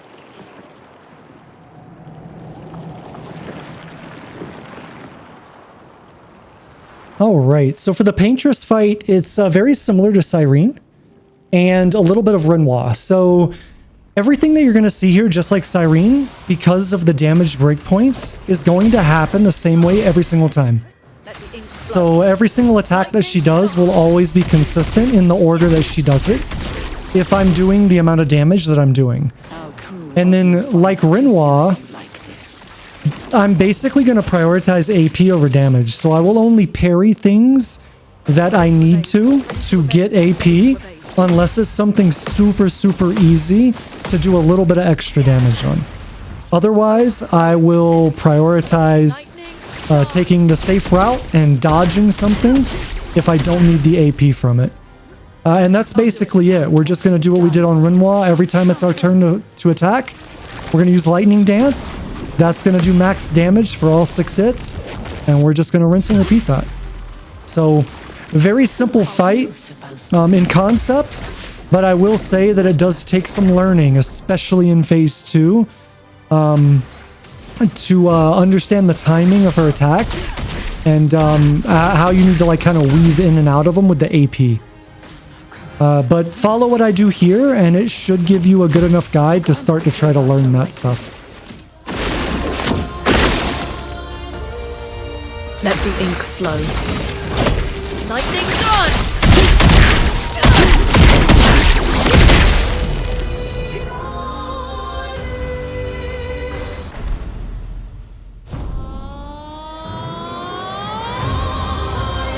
I'm ready. Renoir can grieve however he likes, but I get to grieve my own way.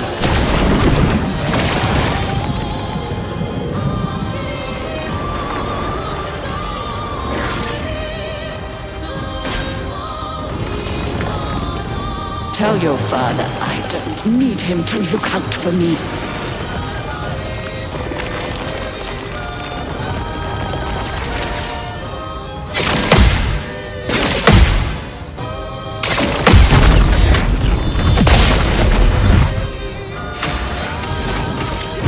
Lightning dance!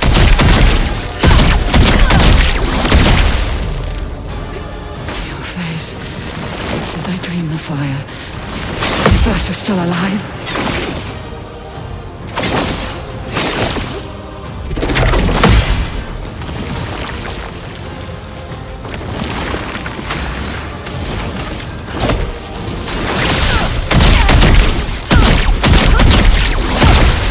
So this attack that the Paintress is doing, we are finally going to use the Cleansing Tent Picto that we got from the first boss.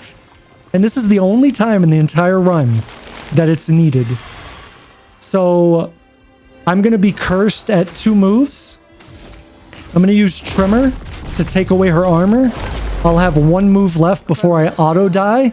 And now we're going to use a small healing tent with that Picto to cleanse the curse off of me. And then when it's my turn again, it will be reapplied at 4 moves.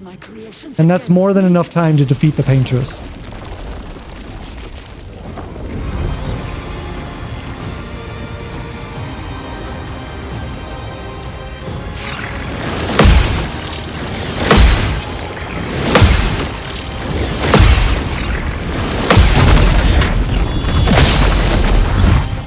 The elements dance.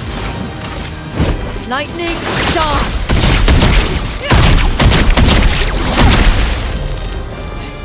Foolish child, you defied me, and now he's dead!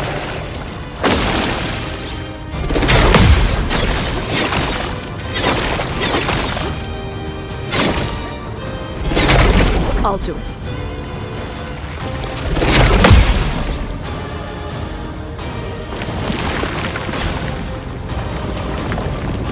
Tell your father I don't need him to look out for me.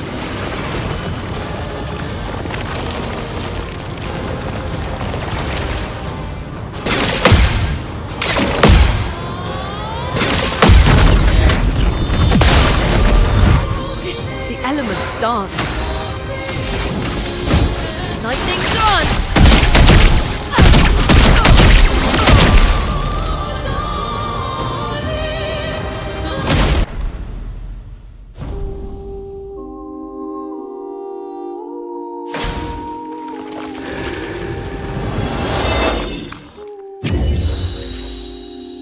A storm is coming.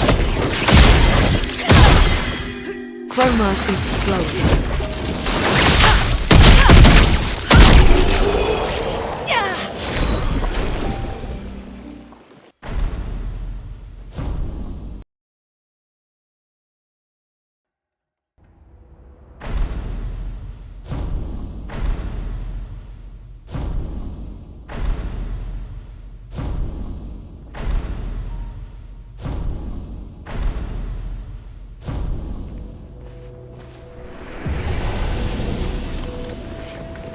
come along now. I'm in Renoir's atelier. Alicia, quit dawdling. End of the corridor, you know where it is.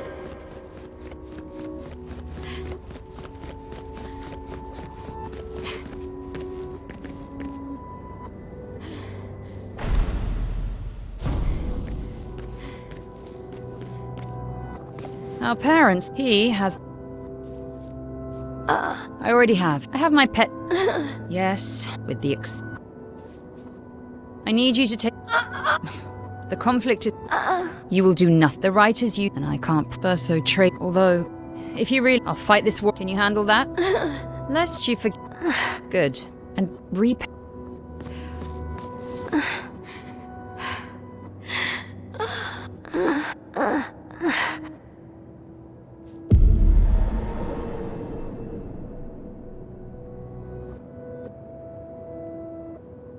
If we bring Mum...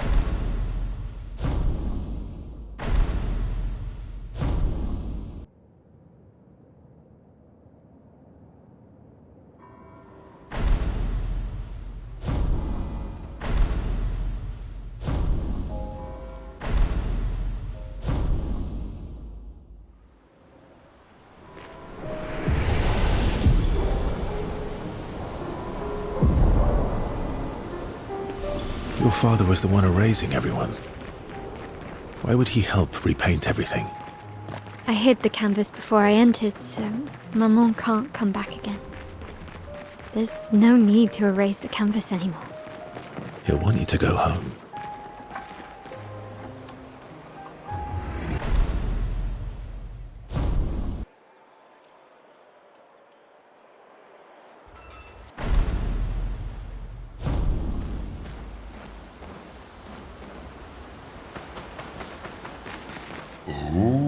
Are you? Esquie, bad. But... Save it. I don't need you. You did what you... Of course. I thought you'd be... I was. Everything I don't care. And that... CL. Oh, please. Thank you. As long as... You got it.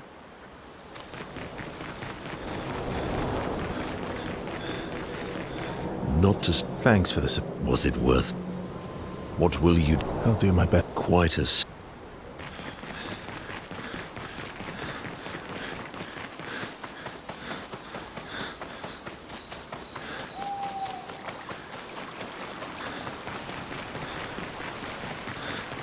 We have to... I'm surprised. He's been weak. If you and your... What's the old... Maybe. Verso. You're fighting. No. Eileen. Our whole...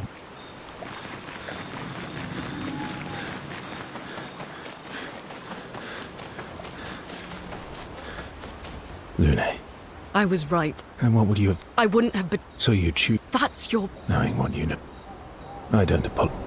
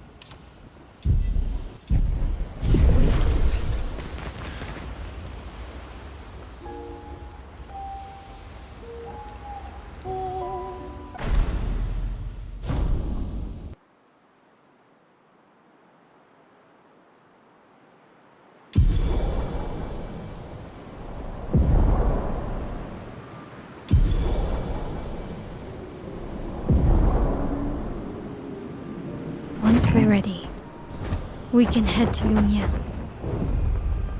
Hang Hang on tight.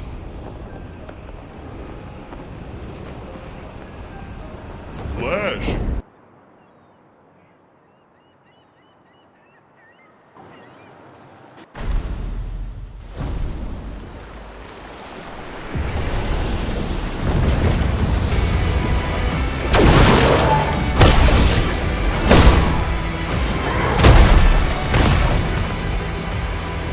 These expeditioners are glorious wreakers of havoc. The sword of Lumiere.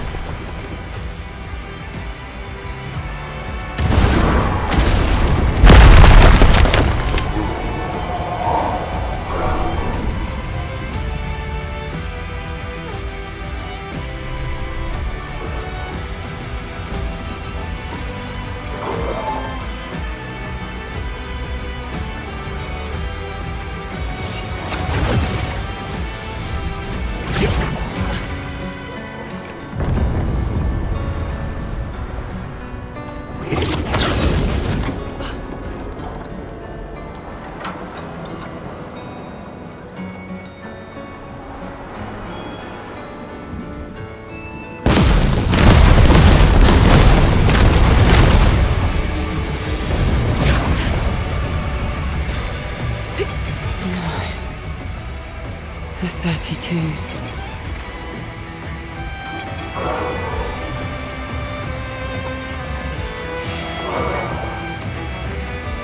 Your father. He's at the tower. Yes. Maelle.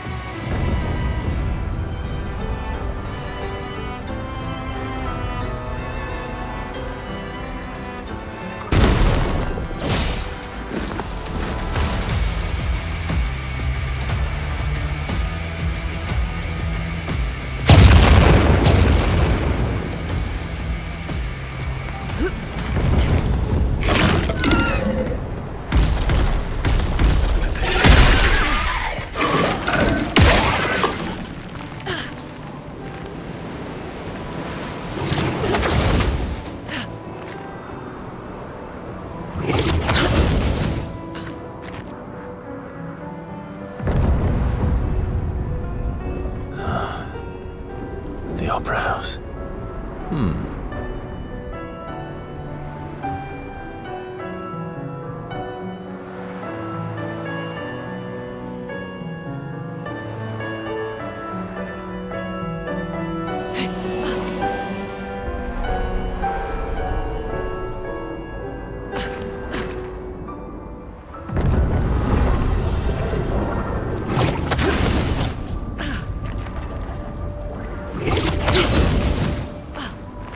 Nevrons from the Axon Islands.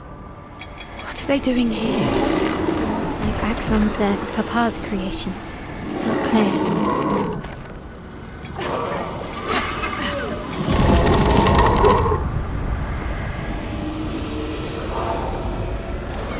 Almost there. Maelle? Let's go.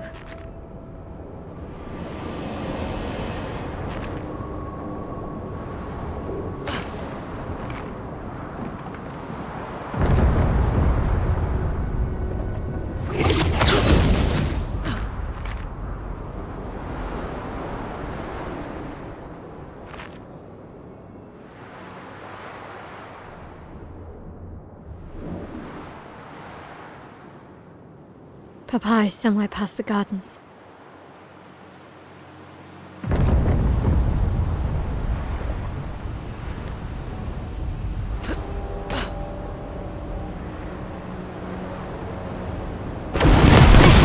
I can't sustain the expedition as much longer. Matt, we need to defeat them fast.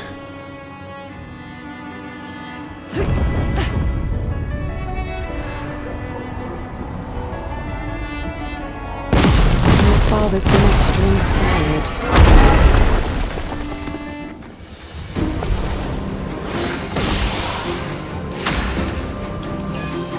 Let the ink flow.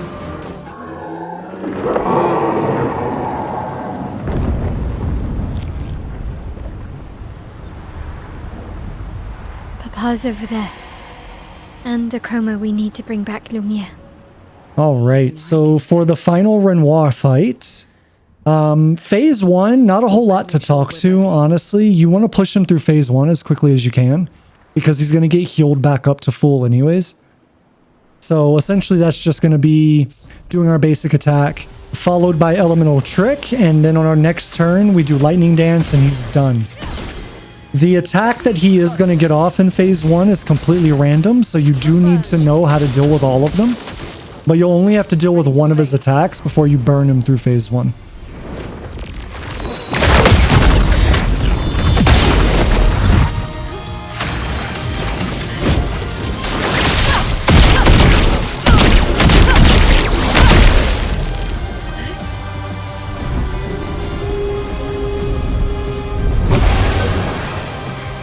Stop this insanity. It's time to go home.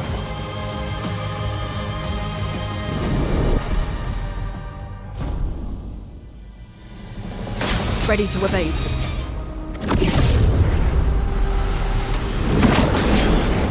You're selfish, Aline!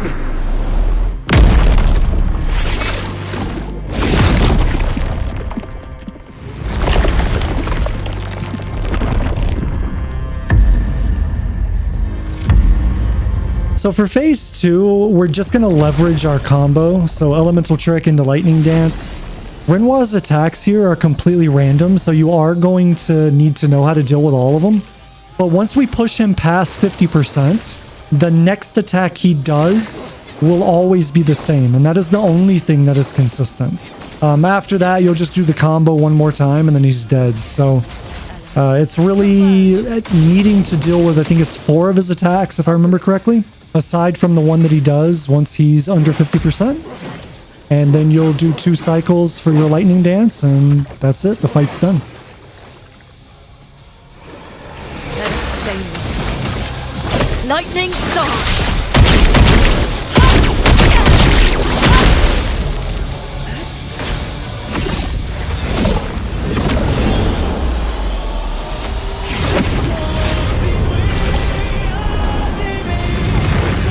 Aline, look at Alicia. She can't be here.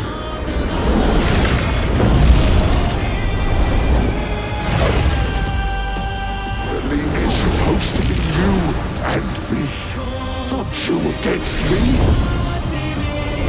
Go home, Renoir. Go paint something else. Why am I the only one who sees this?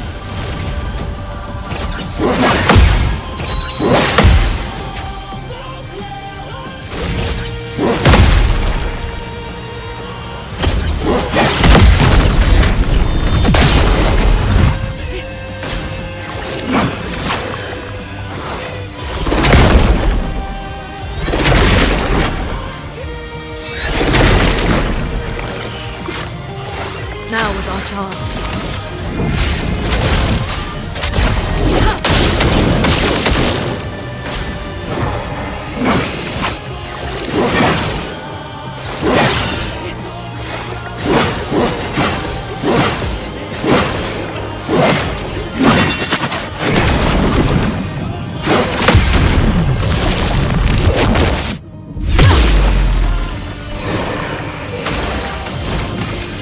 Lightning dance!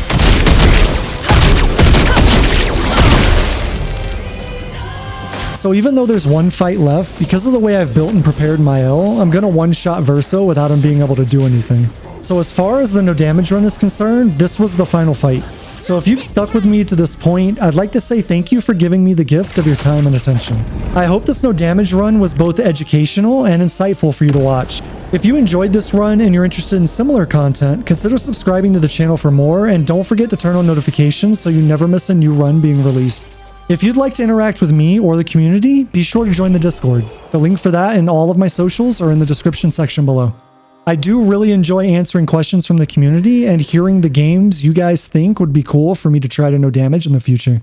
I do have to let this go until the final fight is completed and the credits roll, but thank you again for watching, and I hope to see you on the next one.